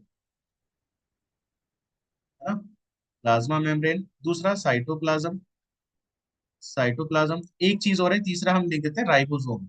राइबोसोम बेटा आगे आपको पढ़ाया जाएगा अभी, ठीक है ना। राइबोसोम, राइबोसोम क्या होता है? Protein factory. न्यूक्लियस को नहीं बोला मैंने कि हर सेल के पास न्यूक्लियस पाया जाता है, क्योंकि न्यूक्लियस बैक्टीरिया के अंदर नहीं होता, लेकिन बैक्टीरिया के अंदर राइबोसोम होता है, साइटोप्लाज्म होता है, प्लाज्मा मेम्ब्रेन भी होती है। तो अगर आपसे पूछा जाए कि ऐसे कौन कौन से कंपोनेंट है सेल के जो हर एक सेल में पाई जाए, चाहे वो बैक्टीरिया हो, चाहे वो एनिमल सेल हो, चाहे वो प्लांट सेल हो, तो वो कौन से कंपोनेंट हो जाएंगे? वो हो जाएगा plasma membrane, cytoplasm and ribosome, ठीक है ना। तो इसी से रिलेटेड कुछ पॉइंट्स है बेटा, वो पॉइंट्स क्या हैं? वो पॉइंट्स मैं लिखता हूँ अगली स्लाइड। तो क्या क्या पॉइंट्स हैं? इंपॉर्टेंट पॉइंट्स लिख लेते हैं, जहां से क्वेश्चंस बनते हैं, ये वो वाले पॉइंट्स हैं बेटा, इंपॉर्टेंट पॉइंट्स। देखिए, आपको क्या काम करना है, जो पढ़ाया जा रहा है इसको तो रिवाइज करना ही है, साथ के साथ आप अपने साथ एनसीईआरटी रखेंगे, एनसीईआरटी को भी पढ़ना है। जितना मैंने आज जितना आज आपको पढ़ा दिया जाएगा लेक्चर खत्म होने तक, उतना आपको एनसीईआरटी से भी पढ़ना है, उतना ही सेम डे आज के आज ही एनसीईआरटी से भी पढ़ना है, और अपने शॉर्ट नोट्स बनाने हैं। ये सारे नोट्स आपको मिल ही जाएंगे जो मैं बना रहा हूँ, ये नोट्स आपको मिल जाएंगे, साथ ही साथ खुद की भी कॉपी में शॉर्ट नोट्स बनाने हैं, क्योंकि रिवीजन पीडीएफ से नहीं होगा, रिवीजन आप अपनी कॉपी से ही कर पाएंगे, ठीक है ना। तो शॉर्ट नोट्स अपने जरूर बनाने हैं, बायो की एक कॉपी अलग बनानी है, ठीक है, फिजिक्स की अलग बनानी है, केमिस्ट्री की अलग बनानी है। बायो में भी अगर आप चाहें तो बायो में भी आप जोलॉजी बॉटनी अलग बना सकते हो, लेकिन कोई इशू नहीं है, वो है तो बायो का ही पार्ट। बायोलॉजी की आप एक कॉपी बना लीजिए, क्योंकि बायोलॉजी में अभी जब तक एक चैप्टर चल रहा है आपका, है ना, बॉटनी का चैप्टर है cell the unit of life, जैसे ही बॉटनी का चैप्टर खत्म होगा तब आपका जोलॉजी का चैप्टर शुरू करवाएंगे, ठीक है। ऐसा नहीं है कि बीच बीच में कोई दूसरा चैप्टर हम इंक्लूड करा दें जोलॉजी का, नहीं, पहले बॉटनी का चैप्टर खत्म कराएंगे, उसके बाद जोलॉजी के चैप्टर पे जाएंगे, ठीक है। तो एक एक चैप्टर करके चलेगा, एक चैप्टर पहले बायो का चलेगा, एक चैप्टर फिर केमिस्ट्री का चलेगा, फिर एक फिजिक्स का चलेगा, ऐसे होगा, है ना। लेकिन फिर भी आप चाहो ना तो जोलॉजी का एक चैप्टर अलग बनाना, जब जोलॉजी का चैप्टर शुरू होगा तो जोलॉजी के चैप्टर के लिए आप अलग नोटबुक बनाना, उसमें रिवीजन में आसानी होती है फिर, ठीक है ना। सब इंपॉर्टेंट पॉइंट्स क्या क्या है बेटा? जैसे सबसे पहले इंपॉर्टेंट पॉइंट की बात हम करें, सबसे पहले साइटोप्लाज्म जो होता है बेटा, साइटोप्लाज्म एक सेमी फ्लूइड मैट्रिक्स है ना, cytoplasm is a semi fluid matrix, एक सेमी फ्लूइड मैट्रिक्स है। कंप्लीटली फ्लूइड क्यों क्यों नहीं बोला मैंने? जैसे आपको शुरू में बताया था ना, साइटोसॉल, साइटोसॉल लिक्विड है, और साइटोसॉल के अंदर बहुत सारे सेल ऑर्गेनेलीज हैं, दोनों मिलकर साइटोप्लाज्म बना रहे हैं। तो लिक्विड में बहुत सारी सॉलिड चीजें पड़ी हुई हैं, तो वो लिक्विड नहीं बचा, वो फ्लूइड नहीं बचा, हम उसको अब बोलेंगे सेमी फ्लूइड, ठीक है ना। तो cytoplasm is a semi fluid matrix which occupies the volume of the cell, cell का वॉल्यूम जो बना रहा है बेटा वो साइटोप्लाज्म ही बनाता है, न्यूक्लियस तो एक साइड बड़ा रहता है, ठीक है ना। दूसरा क्या है बेटा साइटोप्लाज्म के लिए most important point, it is the main arena, it is the main arena of cellular activities, main arena of cellular activities in both plants and animal cells। Even bacterial cells के अंदर भी यही main arena है। Main arena का मतलब क्या है बेटा, एरेना का मतलब होता है फील्ड, कोई ग्राउंड। जैसे पुराने जमाने में राजा महाराजाओं के बीच में जंग हुआ करती थी तो वो एक युद्ध के मैदान में होती थी, तो वो युद्ध का मैदान कहलाता था एरेना, है ना, उस युद्ध के मैदान को बोलते हैं एरेना। सो ऐसे ही जो सेल की जितनी भी एक्टिविटीज हैं, जितनी भी सेल्यूलर एक्टिविटीज हैं, जितने भी तरह का मेटाबॉलिज्म होना है, तो वो मेटाबॉलिक प्रोसेसेस कहाँ होती हैं, तो उसका मेन एरेना क्या है, वो है cytoplasm. So cytoplasm is the main arena, cytoplasm is the main arena of cellular activities. चाहे वो प्लांट सेल हो चाहे वो एनिमल सेल हो, वो सारी की सारी एक्टिविटीज कहाँ होंगी बेटा, वो सारी की सारी एक्टिविटीज होंगी साइटोप्लाज्म के अंदर, ठीक है ना। अब एक स्टेटमेंट और आ जाता है इसी से related, various various chemical reactions, various chemical reactions occur occur inside the cytoplasm, inside the occurs inside the cytoplasm, keep the cell keep the cell in living state, the living state। यानी जो chemical reactions हुई हैं cytoplasm में, उसी की वजह से cell living रहती है। अगर साइटोप्लाज्म में कोई भी मेटाबॉलिक प्रोसेस ना हो तो सेल लिविंग नहीं रहेगी, सेल की डेथ हो जाएगी, ठीक है ना, सेल की डेथ हो जाएगी। क्लियर है बेटा, यहाँ तक सारी चीजें क्लियर हैं? Yes everyone. देखो जो लेट ज्वाइन किया है उसको तो नहीं कह सकता मैं बेटा, आज लेट हुए हो कल से लेट मत होना, कोशिश करना कि कल से लेट ना हो। ठीक है चलो, वेरी गुड बेटा, ठीक है, वेरी गुड। हाँ जी, यहाँ तक क्लियर है, चलते हैं अब अगले पॉइंट पर। अब बेटा टाइप्स ऑफ सेल्स हम पढ़ते हैं, टाइप्स ऑफ सेल्स। वो टाइप्स ऑफ सेल्स किस बेसिस पर डिवाइड किया हमने सेल्स को, on the basis of their size and shape, on the basis of their size and shape. Size और शेप के बेसिस पर सेल्स कितने तरह की होती हैं, ठीक है ना, साइज और शेप के बेसिस पर। जैसे एक टेबल है बेटा, टेबल है जो मैं बनाने जा रहा हूं आपके सामने। सबसे पहले माइकोप्लाज्मा, माइकोप्लाज्मा स्मॉलेस्ट सेल है, स्मॉलेस्ट सेल, ठीक है ना। माइकोप्लाज्मा स्मॉलेस्ट सेल होती है और इसका साइज कितना बोलती है बेटा एनसीईआरटी, एनसीईआरटी बोलती है 0.3 माइक्रोमीटर इन लेंथ। अगर लेंथ से क्वेश्चन पूछा जाए तो आपको 0.3 सेलेक्ट करना है, जबकि वही डायग्राम के अंदर बताया गया है एनसीईआरटी में, साइड में देखना डायग्राम में, इधर मैं डायग्राम लिख देता हूँ कि डायग्राम की कहानी है ये। अब डायग्राम के अंदर पीपीएलओ के बारे में बताया गया है और पीपीएलओ का साइज बताया गया है अबाउट 0.1 माइक्रोमीटर, ठीक है ना, अबाउट 0.1 माइक्रोमीटर। तो आपको थ्योरी में लिखा हुआ मिल रहा है 0.3 mm, 3 माइक्रोमीटर, जबकि डायग्राम के अंदर पीपीएलओ के डायग्राम के अंदर बताया गया है अबाउट 0.1 माइक्रोमीटर। पीपीएलओ और माइक्रोप्लाज्मा एक ही चीज है, ठीक है। तो कभी कभी एनसीईआरटी ऐसा काम कर देती है कि हम कंफ्यूज हो जाते हैं। पीपीएलओ से क्वेश्चन आएगा तो 0.1 देंगे, माइक्रोप्लाज्मा से क्वेश्चन आएगा तो 0.3 देंगे, लेंथ पूछी गई है माइकोप्लाज्मा की थी 0.3 देंगे। लेकिन अगर ऑप्शन में 0.3 नहीं है और माइकोप्लाज्मा का साइज पूछा है और 0.1 दिया गया है तो 0.1 सेलेक्ट करेंगे। ये दोनों ही साइज माइकोप्लाज्मा और पीपीएलओ के लिए हैं, ठीक है ना। बस क्वेश्चन क्या पूछना चाह रहा है उस पर ध्यान देना है हमको। दूसरा आ जाता है बेटा बैक्टीरिया। एनसीईआरटी में बैक्टीरिया का क्या साइज दिया है बेटा, एनसीईआरटी में बैक्टीरिया का साइज दिया है 3 to 5 माइक्रोमीटर, ठीक ना, 3 to 5 माइक्रोमीटर। वही डायग्राम के अंदर एक बैक्टीरिया जो है बेटा उस बैक्टीरिया का साइज कितना दिया गया है डायग्राम के अंदर, डायग्राम के अंदर कितना दिया गया है, डायग्राम में वो बोलते हैं 1 से 2 माइक्रोमीटर। थ्योरी में अलग चीज है, डायग्राम के अंदर अलग डेटा दे दिया, तो यहाँ भी आपको कंफ्यूज किया जाने के लिए ऐसा किया गया है। तो यानी आप बोल सकते हो 1 to 5 माइक्रोमीटर बैक्टीरिया का साइज है, ठीक है ना। 1 to 5 दिया है तो भी ठीक है, 3 to 5 दिया है तो भी ठीक है, एंड 1 to 2 दिया है तो भी ठीक है, बैक्टीरिया का साइज, ठीक है ना, बैक्टीरिया का साइज। उसके बाद बेटा आ जाती है हमारे पास आरबीसी। आरबीसी की फुल फॉर्म तो सभी को पता होगी, रेड ब्लड सेल्स। आरबीसी क्या है, रेड ब्लड सेल्स। इसका साइज कितना होता है, 7 माइक्रोमीटर, है ना, but in diameter, 7 micrometre in diameter, है ना। तो इसमें कोई कंफ्यूजन नहीं है, आरबीसी का साइज सही है बिल्कुल, एनसीईआरटी ने एक ही डेटा दिया है आरबीसी के लिए।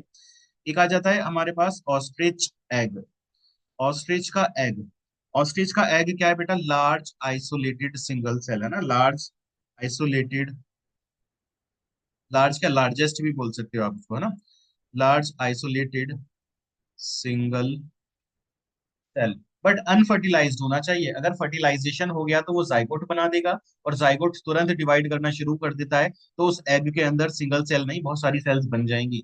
सो अनफर्टिलाइज्ड एग होना चाहिए, अनफर्टिलाइज्ड। ऐसे ही नर्व सेल्स, है ना, नर्व सेल्स। नर्व सेल्स बेटा ये लॉन्गेस्ट सेल्स हैं, ये लॉन्गेस्ट सेल्स। तो लॉन्गेस्ट सेल पूछा जाए तो नर्व सेल लॉन्गेस्ट भी होती है, ब्रांच्ड भी होती है, ठीक है। उसके अलावा अगर वायरसेस का साइज पूछा जाए, वायरसेस का साइज अगर पूछा जाए तो आप उसको बोल सकते हो 0.02 से लेकर 0.2 माइक्रोमीटर, बहुत छोटे साइज में हो जाते हैं, ठीक है ना। और वहीं आपसे यूकैरियोटिक सेल का पूछा जाए, टिपिकल यूकैरियोटिक सेल, एनसीईआरटी में लिखा रहता है टिपिकल यूकैरियोटिक सेल। टिपिकल मतलब यानी बेसिकली इस टाइप की सेल होती है ना, ऐसी दिखाई देती है बेसिकली। उनका साइज हो जाता है 10 to 20 micrometre, typical eukaryotic cell का डायग्राम अगर साइज पूछा जाए तो। ये एनसीईआरटी बोलती है इतनी बातें। तो बेटा ये वाला डेटा आपको रटना होगा, ये वाला डेटा आपको याद करना होगा, ठीक है ना। अभी पीपीएलओ को पीपीएलओ क्यों बोला गया, माइकोप्लाज्मा होता क्या है बेटा, ये सारी चीजें आपको पढ़ाई जाएगी बायोलॉजिकल क्लासिफिकेशन चैप्टर के अंदर, जब आपको किंगडम मोनेरा पढ़ाया जाएगा। ये बहुत इंटरेस्टिंग स्टोरी है पीपीएलओ के बैक साइड बैकग्राउंड में, कि आखिर इसका नाम पीपीएलओ क्यों पड़ा, है ना, प्लूरोनिमोनिया लाइक ऑर्गेनिज्म क्यों पड़ा। बहुत ही इंटरेस्टिंग है इसके पीछे, ठीक है ना। तो बेटा अब साइज की बात तो हमने कर ली, शेप की बात भी कर लेते हैं, शेप की बात भी हम कर लेते हैं। अगर आपके पास एनसीईआरटी है अभी, अगर आपके पास एनसीईआरटी है तो बेटा एनसीईआरटी में आप वो पेज देख पाएंगे, है ना। क्लियर है बेटा ये सारी चीजें, अभी तक यहाँ ये सारी चीजें क्लियर है आप लोगों को। हाँ जी, रिवाइज कराऊं आज वाला पार्ट पहले आपको, एक बार रिवाइज करा लेते हैं, नहीं तो बहुत ज्यादा थ्योरी ना हो जाए, है ना।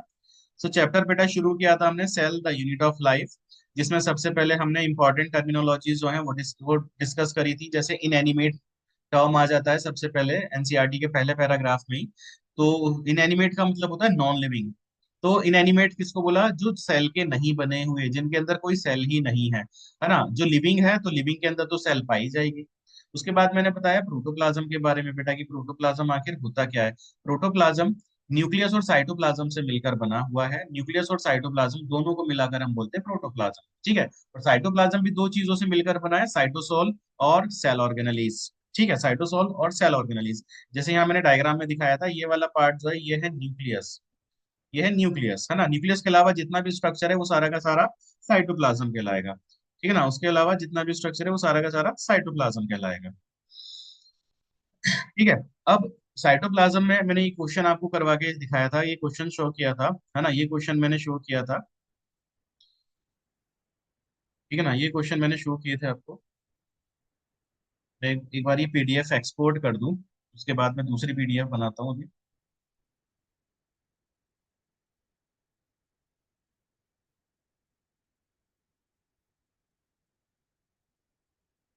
ठीक है ना, पीडीएफ एक्सपोर्ट कर दूं।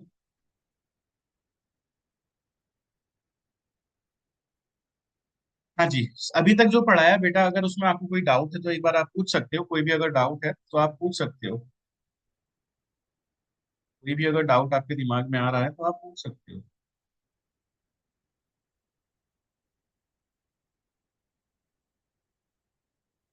क्लियर है अभी तक सारी चीजें बेटा।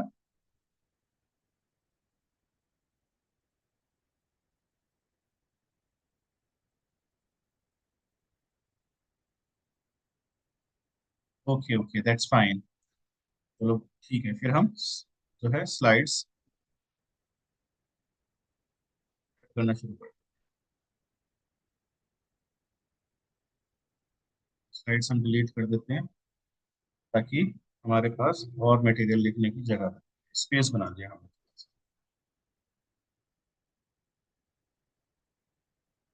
बेटा आप लोग देखिए, ऐसे ही क्लास होगी बायोलॉजी की, है ना, ऐसे ही केमिस्ट्री की भी क्लास होगी। मतलब ये मेथड आपको समझ में आ रहा है ना, जैसे आपको पढ़ाया जा रहा है, क्योंकि आप लोगों को मैटर क्या करता है, आपको मैटर करता है क्या चीजें आपको लिखवाई जा रही हैं, क्या आपको समझाया जा रहा है ना, और आपको नोट्स मिल रहे हैं या नहीं, है ना, यही चीज मैटर करती है। और यही आपका रिवीजन कराएगा। अब ऐसा नहीं कि हम खड़े हो जाएं बोर्ड पे खड़े होकर आपको पढ़ाने लगे, है ना, तो वो चीजें ठीक नहीं है ना। बोर्ड पे खड़े होकर अगर हम पढ़ाने लगे और मोबाइल में आप बोर्ड का लिखा हुआ देख रहे हो तो वो थोड़ा अजीब लगेगा। अब हमने क्या काम किया, आपकी पूरी मोबाइल की डिस्प्ले या पूरी लैपटॉप की डिस्प्ले को ही हमने बोर्ड में कन्वर्ट कर दिया। अब हम जो भी लिख रहे हैं वो आपको सबको दिखाई दे रहा है, ठीक है ना। सो ये चीज ज्यादा बेटर है। ऐसा नहीं कि आप टीचर को देख के पढ़ोगे तो ज्यादा अच्छा लगेगा, नहीं, टीचर की आवाज ही सफिशियंट है ना। आप लोग रिजल्ट लेकर आओ, फिर हम लोग आपसे मिलने आएंगे, है ना। हम तो उम्मीद करते हैं कि आप लोग जो है रिजल्ट लेकर आए, फिर हम आपसे स्पेशली मिलने आएंगे, ठीक है ना, प्राइज डिस्ट्रीब्यूट करेंगे, ठीक है ना।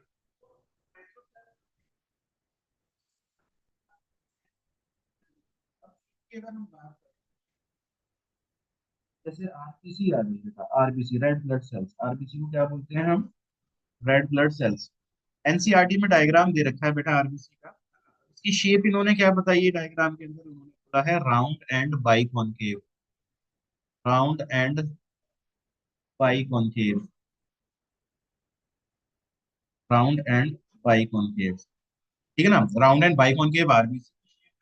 अगर हम डब्ल्यूबीसी की बात करें, डब्ल्यूबीसी मतलब white blood cells, white blood cells की शेप होती है अमीबॉइड, अमीबॉइड, या फिर हम इसको बोल देते हैं इर्रेगुलर, इरेगुलर। अमीबॉइड से लेना देना क्या था बेटा, बेसिकली अमीबॉइड का मतलब अमीबा की तरह, अमीबा है ना, अमीबा की कोई फिक्स शेप नहीं होती, तो अमीबा की शेप को हम बोलते हैं इरेगुलर शेप। अब कोई भी ऑर्गेनिज्म हमको मिल जाए इरेगुलर शेप का, हम बोल सकते हैं तो अमीबा से रिजेंबल कर रहा है, तो इसलिए हमने नई शेप का नाम इजाद कर दिया अमीबॉइड शेप, ठीक है ना, इरेगुलर अमीबॉइड शेप।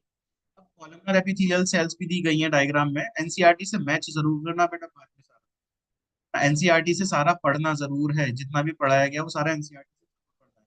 सो columnar epithelial cells, columnar epithelial cells होती है बेटा long and narrow, long and narrow, ठीक है ना, लॉन्ग एंड नैरो होती है एपिथेलियल सेल। नर्व सेल्स की अगर शेप हम करें डिस्कस बेटा, नर्व सेल्स, नर्व सेल्स ये कैसी होती है बेटा, लॉन्ग है एंड ब्रांच्ड है। सो ब्रांच्ड एंड लॉन्ग, ब्रांचेस पाई जाती है नर्व सेल। अगर आप देखोगे बेटा नर्व सेल आपको कुछ ऐसी दिखाई देंगे, माइक्रोस्कोप में अगर आप नर्व सेल देखते हो तो आपको नर्व सेल्स कुछ ऐसी दिखाई देंगी, बीच में न्यूक्लियस होगा, है ना, और उससे ब्रांचेस निकली हुई होगी, ठीक है ना, तो ये ब्रांचेस निकली रहती है नर्व सेल से, कुछ ऐसा स्ट्रक्चर दिखाई देता है, ठीक है ना। तो ये डायग्राम एनसीईआरटी में ही देखना, क्योंकि एनसीईआरटी के डायग्राम ही नीट में दिए जाते हैं, अगर कोई क्वेश्चन डायग्राम से होता है तो वो एनसीईआरटी का ही डायग्राम नीट में दिया जाता है, इसलिए मैं यहाँ थ्योरी लिखा रहा हूँ। अगली क्लास ऐसा कर लेंगे, ठीक है, आपको डायग्राम भी दिखा दिया करेंगे थोड़ा, ठीक है, डायग्राम भी दिखा दिया करेंगे। तो ट्रैकिड कैसा होता है बेटा, ट्रैकिड इलोंगेटेड होता है। हाँ, अगली क्लास में एनसीईआरटी के थोड़े से स्निप्स लगा दिया करूंगा मैं, है ना, एनसीईआरटी के थोड़े से स्निप्स लगा दिया करूंगा, ताकि आप एनसीईआरटी में जो डायग्राम है वो डायग्राम भी देख पाए यहीं क्लास के अंदर, ठीक है। मेसोफिल सेल्स, मेसोफिल सेल्स कैसी होती है बेटा, round and Oval, round and Oval. ये कुछ शेप्स हैं जो एनसीईआरटी ने दी है बेटा, है ना, ये शेप्स हैं कुछ जो एनसीईआरटी ने दी है, तो वो चीजें हमने यहाँ डिस्कस की हैं कि अलग अलग शेप की भी सेल्स पाई जाती हैं। और ये डिपेंड किस पर करती है बेटा, शेप और साइज, शेप और साइज जो है बेटा डिपेंड किस पर करता है कि ये शेप अलग क्यों है, साइज क्यों है। बेटा जो फंक्शन उनको परफॉर्म करना है ना, जो फंक्शन उनको परफॉर्म करना है, फंक्शन परफॉर्म करने के लिए फंक्शन के अकॉर्डिंग उनकी शेप है। अब जैसे हमारे पास नर्व सेल्स हैं, नर्व सेल्स क्या काम करती है, सिग्नल पहुंचाती है हमारी पूरी बॉडी के ब्रेन को, और ब्रेन से पूरी बॉडी में। तो सिग्नल पहुंचाने के लिए वायरिंग जितनी लंबी होगी उतना ही फास्ट काम हो जाएगा, है ना। हमारे पास जितनी कम सेल्स होगी उतना फास्ट काम होगा। अगर बहुत सारी सेल्स के थ्रू नॉलेज पहुंचेगी ब्रेन तक, मान लो हमारे हाथ पे कोई कांटा चुभ गया, तो उस कांटे का सिग्नल ब्रेन के पास पहुंचाया जाए, अगर बहुत सारी छोटी छोटी सेल्स के थ्रू वो सिग्नल पहुंचाया जाएगा तो सुबह से शाम हो जाएगी, सिग्नल नहीं पहुंचेगा, है ना। लेकिन वही एक सेल इतनी लंबी है जो हमारी फिंगर टिप से लेकर हमारे स्पाइनल कॉर्ड तक जा रही है, स्पाइनल कॉर्ड से वो मैसेज ब्रेन तक पहुंचाया जा रहा है दूसरी सेल के थ्रू। तो ये दो सेल्स के थ्रू सारी की सारी इंफॉर्मेशन तुरंत हमारे को हमारे ब्रेन पे पहुंचा दी जाती है, और ब्रेन से तुरंत उसको नॉलेज वापस दी जाती है उस पार्ट को कि अपना हाथ वहां से हटा लो, ये आपके जख्म कर देगा, है ना। कांटा जैसे ही हम लोगों को चुभता है हम हाथ एकदम हटा लेते हैं, ऐसी तो होता है। या फिर घर पर चूल्हा जला हुआ है, उस पर तवा रखा है गरम गरम, या खाना बन रहा है घर पर, तो जो बर्तन गर्म हुआ है अचानक से आपका हाथ बर्तन पे लग जाता है तो आप तुरंत हाथ पीछे कर लेते हो। वो क्यों करते हो? क्योंकि हमारी जो नर्व सेल्स हैं उन्होंने तुरंत इंफॉर्मेशन पहुंचाई, रिफ्लेक्स एक्शन हुआ, हमारे पास जो है तुरंत ऑर्डर आया कि हाथ पीछे करो।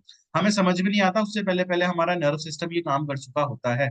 तो वो लॉन्ग ब्रांचेस सेल्स हैं, लंबी लंबी सेल्स हैं, है ना। एक सेल ये सारा काम करा देती है, सिग्नल प्रोवाइड करा देती है, दूसरी सेल सिग्नल वापस भिजवा देती है कि ऐसे करना है। अगर बहुत सारी सेल्स होती तो इंफॉर्मेशन ट्रांसमिट होने में बहुत टाइम लगता। तो उनको काम करना था ये वाला, इसी वजह से उनका साइज जो एक ऐसा हो गया, लॉन्गेस्ट सेल हो गई वो, ठीक है ना। आरबीसी को उसके अंदर बहुत सारा हीमोग्लोबिन कैरी करना है, वो शेप है ताकि आसानी से ब्लड में फ्लो भी कर पाए, तो वो शेप है उसकी। डब्ल्यूबीसी अमीबॉइड क्यों है बेटा? क्योंकि अगर कोई और बैक्टीरिया हमारी सेल के अंदर आ जाए तो उस बैक्टीरिया को खाने का काम डब्ल्यूबीसी का है। डब्ल्यूबीसी सारे के सारे फॉरेन पार्टिकल्स को खत्म करती है, तो वो अपनी शेप चेंज करेगी तभी तो उसको एंगल्फ कर पाएगी अमीबा की तरह, है ना। तो इसी वजह से उनका काम जो है उनके काम के अकॉर्डिंग उनकी शेप है। अगर मैं बात करूं ट्रैकीड्स की, तो ट्रैकीड्स इलोंगेटेड क्यों है? क्योंकि ट्रैकीड्स जो है, ट्रैकीड बेसिकली कैसा होता है बेटा, ट्रैकीड का अगर आप स्ट्रक्चर देखोगे तो ट्रैकीड कुछ ऐसे स्ट्रक्चर का है, ठीक है। ये दूसरे ट्रैकीड के साथ जुड़ेगा, है ना। ये ट्रैकिड एक के साथ एक जुड़ते चले जाते हैं, ये ट्रैकिड ये दूसरे के साथ जुड़ गया, फिर एक और ट्रैकिड जुड़ गया, फिर एक और ट्रैकिड जुड़ गया। ये जहाँ जुड़ रहे हैं ना, यहाँ पे पोर्स होते हैं। तो क्या काम हो रहा है बेटा, अगर यहाँ से वाटर एंटर किया है तो पानी को ऊपर तक पहुंचाने के लिए पाइपलाइन चाहिए, तो ये पाइपलाइन का काम करता है। इलोंगेटेड होगा तभी पाइपलाइन का काम कर पाएगा ना, इलोंगेटेड नहीं है तो पाइपलाइन का काम नहीं कर पाएगा। तो इनका जो शेप और साइज है बेटा, वो किस पे डिपेंडेंट है? वो उनके फंक्शन पर डिपेंडेंट है, उनके फंक्शन के बेसिस पर शेप और साइज उनका डिसाइड किया गया है ना। on the basis of on the basis of their function, है ना। जो शेप और साइज है बेटा वो किसके बेसिस पर है? On the basis of their function, जो उनको फंक्शन परफॉर्म करना है उसके बेसिस पर है, ठीक है। चलिए अगले पे चलते हैं, नेक्स्ट पॉइंट, नेक्स्ट पेज पर। अब हम पढ़ेंगे टाइप्स ऑफ सेल्स का दूसरा कंपोनेंट, टाइप्स ऑफ सेल्स ही हेडिंग है ना, टाइप्स ऑफ सेल्स। इसमें हम पढ़ेंगे बेटा कि टाइप्स ऑफ सेल्स किसके बेसिस पर बात कर रहे हैं, according to the nuclear organisation, according to the nuclear organisation. Nuclear organisation के बेसिस पर सेल्स कितने तरह की होती हैं, है ना। दो तरह की सेल्स है बेटा न्यूक्लियर ऑर्गेनाइजेशन के बेसिस पर। पहली होती है प्रोकैरियोटिक सेल, दूसरी टाइप होती है बेटा यूकैरियोटिक सेल, यूकैरियोटिक सेल, ठीक है ना। प्रोकैरियोटिक सेल और यूकैरियोटिक सेल। अगर बेटा प्रोकैरियोटिक सेल के बारे में हम देखें तो प्रोकैरियोटिक दो शब्दों से मिलकर बना है, प्रो एंड कैरियोट, है ना। प्रो का मतलब होता है बेटा प्रीमिटिव, प्रीमिटिव यानी सबसे पुराना, प्रीमिटिव को हिंदी में बोलते हैं प्राचीन, है ना।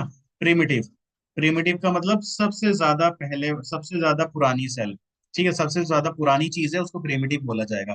कैरियोटिक शब्द बना है बेटा कैरियन से, और कैरियन का मतलब होता है न्यूक्लियस। तो ऐसी सेल जिनके पास प्रिमिटिव टाइप का न्यूक्लियस पाया गया, है ना, तो ऐसी सेल जिसके पास प्रिमिटिव टाइप का न्यूक्लियस पाया गया, उस तरह की सेल कहलाई गई प्रोकैरियोटिक सेल, है ना। ये तो मीनिंग हो गई, अभी एक्सप्लेन करूंगा दोनों चीजें आपको। यूकैरियोटिक सेल की मीनिंग भी समझते हैं।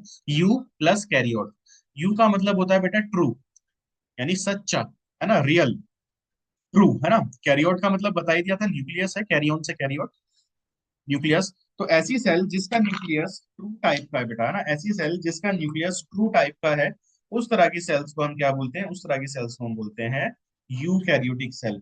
अब ट्रू सेल होने का क्या फीचर है भाई, हमने क्यों बोला कि ये ट्रू है ये फॉल्स है?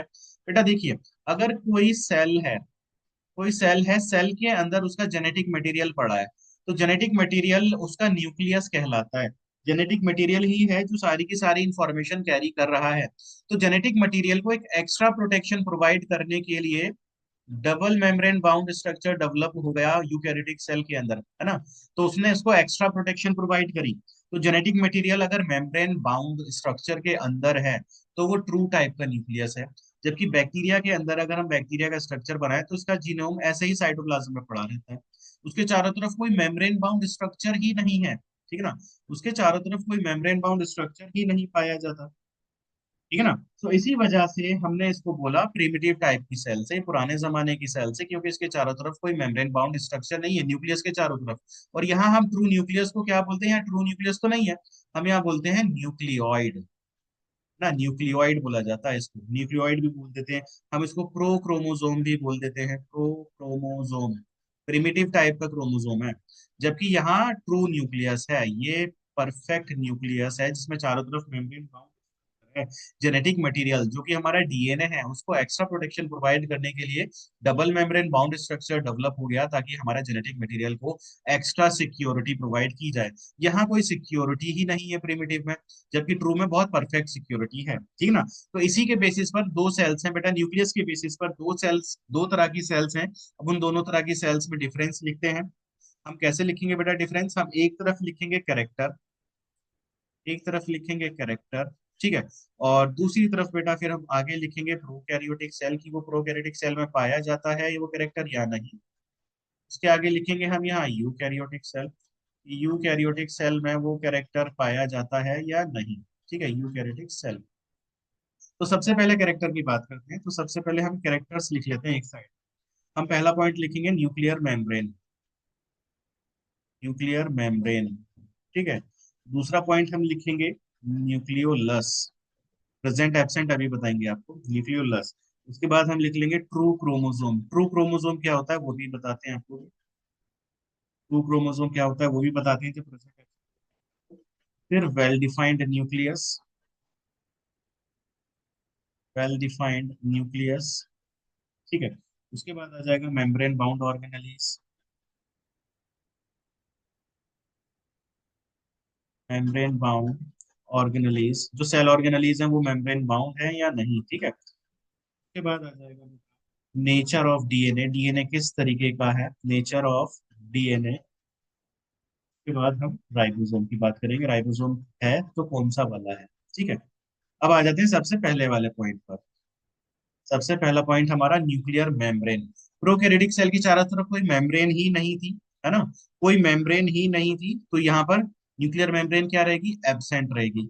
और यूकैरियोटिक सेल में प्रेजेंट है न्यूक्लियर मेम्ब्रेन, है ना, तभी तो एक्स्ट्रा सिक्योरिटी प्रोवाइड करी थी। न्यूक्लियोलस, ये एक ट्रू न्यूक्लियस का कैरेक्टर है तो यहाँ भी ये एब्सेंट रहेगा। जब आपको न्यूक्लियस पढ़ाएंगे तब आपको न्यूक्लियोलस भी बहुत डिटेल में बताई जाएगी चीजें। ट्रू क्रोमोसोम इसके पास एब्सेंट है, इसके पास प्रेजेंट है। ट्रू क्रोमोसोम बेटा वो क्रोमोसोम होता है जिसके अंदर हिस्टोन पाया जाता है। अगर हिस्टोन प्रोटीन प्रेजेंट है क्रोमोसोम के अंदर तो वो ट्रू होगा, हिस्टोन नहीं है तो वो ट्रू नहीं है, ठीक है ना। हिस्टोन प्रोटीन के बारे में ट्वेल्थ क्लास का एक चैप्टर है बेटा, वो ट्वेल्थ क्लास वाले चैप्टर में आप लोग पढ़ पाओगे, ठीक है ना, मॉलिक्यूलर बेसिस ऑफ इनहेरिटेंस में। तीसरा बेटे नेक्स्ट पॉइंट है well defined nucleus. Well defined nucleus नहीं होता प्रोकैरियोटिक सेल के पास, यूकैरियोटिक सेल के पास वेल डिफाइंड न्यूक्लियस है। मेम्ब्रेन बाउंड सेल ऑर्गेनेलिज भी नहीं होते प्रोकैरियोटिक सेल के पास, यूकैरियोटिक सेल के पास होते हैं।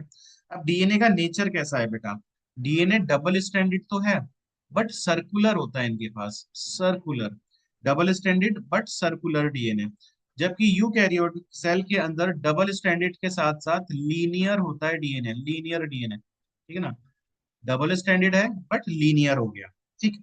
और क्रोमोसोम कैसा होता है, प्रोकैरियोटिक सेल में क्रोमोसोम 70s होता है बस, जबकि यूकैरियोट्स में 70s भी होता है, 80s भी होता है। दोनों तरह के राइबोसोम होते हैं बेटा।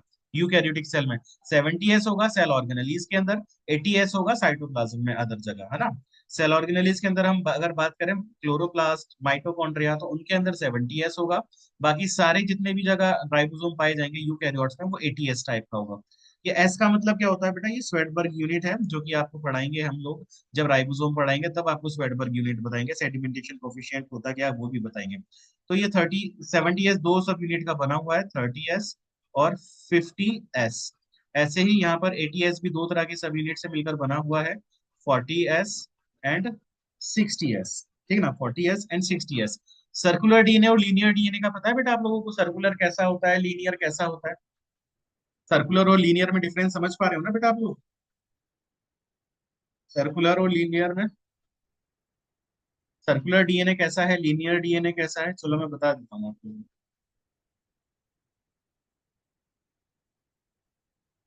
सर्कुलर डीएनए कैसा होता है, देखिए ये डीएनए है, ये मैंने नॉर्मल एक डीएनए बना दिया, ठीक है।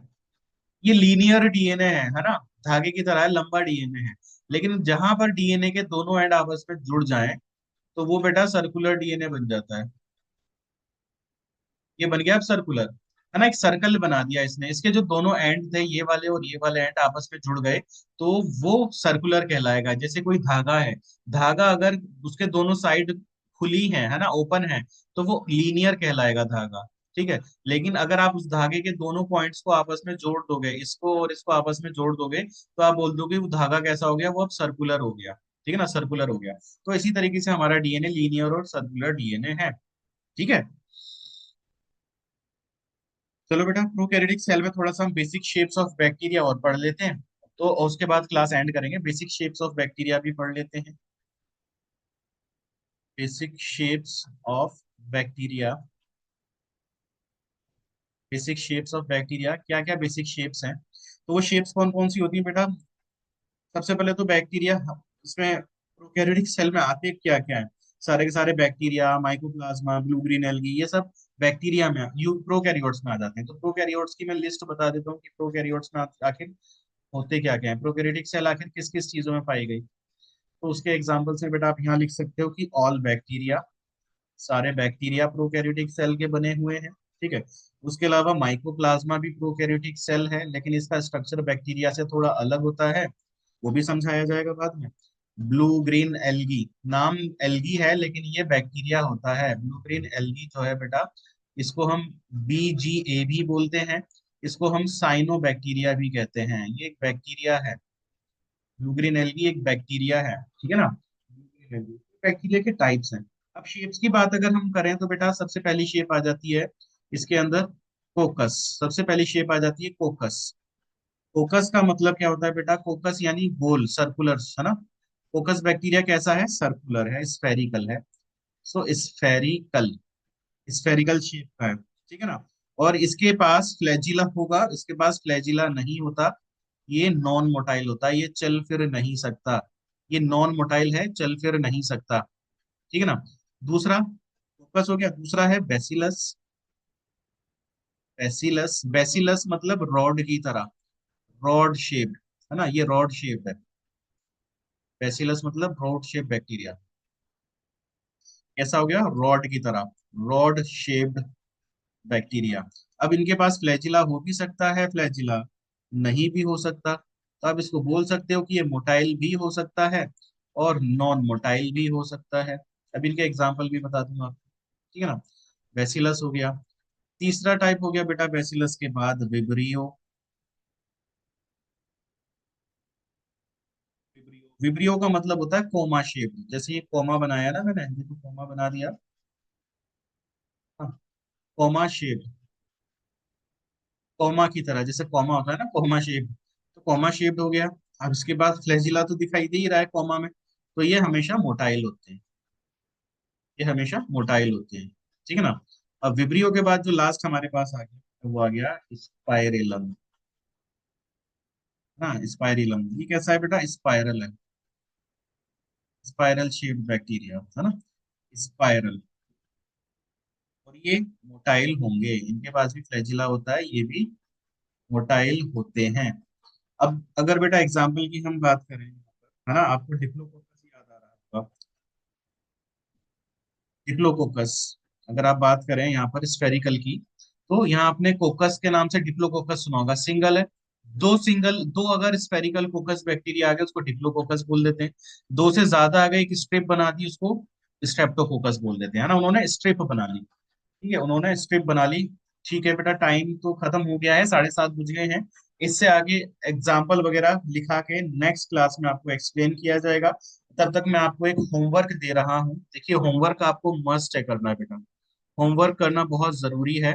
सबसे पहला पार्ट, एक तो इस लेक्चर को रिवाइज करना है ना, रिवाइज दिस लेक्चर ना, and read read NCERT, read NCERT and solve the MCQs. जहां तक आपको पढ़ाया गया है, इतने पार्ट के आपको एमसीक्यूज, आपके पास कोई ना कोई एमसीक्यू वाली बुक होगी, है ना, कोई ना कोई एमसीक्यू वाली बुक होगी आपके पास। तो वो एमसीक्यू वाली बुक में बेटा जितना पार्ट आपको अभी तक पढ़ाया गया है, इतना पार्ट आपको पढ़ना है, ठीक है, इतना पार्ट आपको पढ़ उसके और इतने क्वेश्चन सॉल्व करने हैं इतने पार्ट के, और ये लेक्चर रिवाइज करना है, साथ के साथ जितना पढ़ाया गया है इतने पॉइंट की, इतने पार्ट की एनसीईआरटी भी रीड करनी है। और एनसीईआरटी का कोई स्टेटमेंट अगर समझ में नहीं आता तो आप लोगों को मुझसे पूछना होगा वो, ठीक है, आप लोगों को मुझसे पूछना होगा वो चीजें, ओके। सो अगर कोई डाउट है तो बेटा आप पूछ सकते हो, कोई भी क्वेरी है तो आप मुझसे पूछ सकते हो ना, कोई भी प्रॉब्लम है, कोई भी क्वेरी है तो आप मुझसे पूछ सकते हो, ठीक है ना, आप पूछ सकते हो। 5 मिनट लास्ट के आपके डिस्कशन के लिए छोड़ देते हैं एक्स्ट्रा। अब ऐसा जरूरी नहीं है कि 1.5 घंटे की क्लास है तो 1.5 घंटे ही चलेगी, उससे ज्यादा भी हो सकती है, उससे कम भी हो सकती है, वो डिपेंड करेगा कि टॉपिक कौन सा चल रहा है, ठीक है ना। अगर टॉपिक में टाइम लगना है तो उस टॉपिक को मैं कंटिन्यू रखूंगा, भले ही 5-7 मिनट एक्स्ट्रा हो जाए ना, 5-7 मिनट एक्स्ट्रा हो सकता है, कोई इशू नहीं है, लेकिन आपका टॉपिक क्लियर होना चाहिए। जो हमारा मकसद है भाई ये है कि आप लोग किसी ना किसी तरीके से बस नीट क्वालिफाई कर लें, तभी हमने ये वाला जो है रूल निकाला है, ठीक है ना। ठीक है बेटा, फिर क्लास एंड करते हैं। आप रिवाइज कीजिएगा सब लोग, और मुस्कान बेटा कल से टाइम से आप ज्वाइन कीजिएगा, ठीक है। चलिए फिर क्लास एंड करते हैं। So okay, bye bye, take care everyone, मिलते हैं फिर नेक्स्ट क्लास में, ठीक है। आपके पास ये व्हाइट बोर्ड के नोट्स देखिए यहाँ साइड में भी दिखाई दे रहे होंगे, खैर इस वाले नोट्स को मत देखिएगा, मैं आपको अलग से पीडीएफ भेजूंगा। ये जो नोट्स हैं इनको मत देखिएगा, चैट में आए होंगे, इनको मत देखिएगा, मैं आपको अलग से पीडीएफ दोनों को मर्ज करके भेजूंगा एक साथ, ठीक है। चलिए फिर एंड करते हैं इसको। So okay, bye bye, take care. अब शाम वाली क्लास में टाइमली आ जाना बेटा, आप शाम को जो क्लास है उसमें टाइमली आ जाना, ओके, ठीक है, चलिए बाय।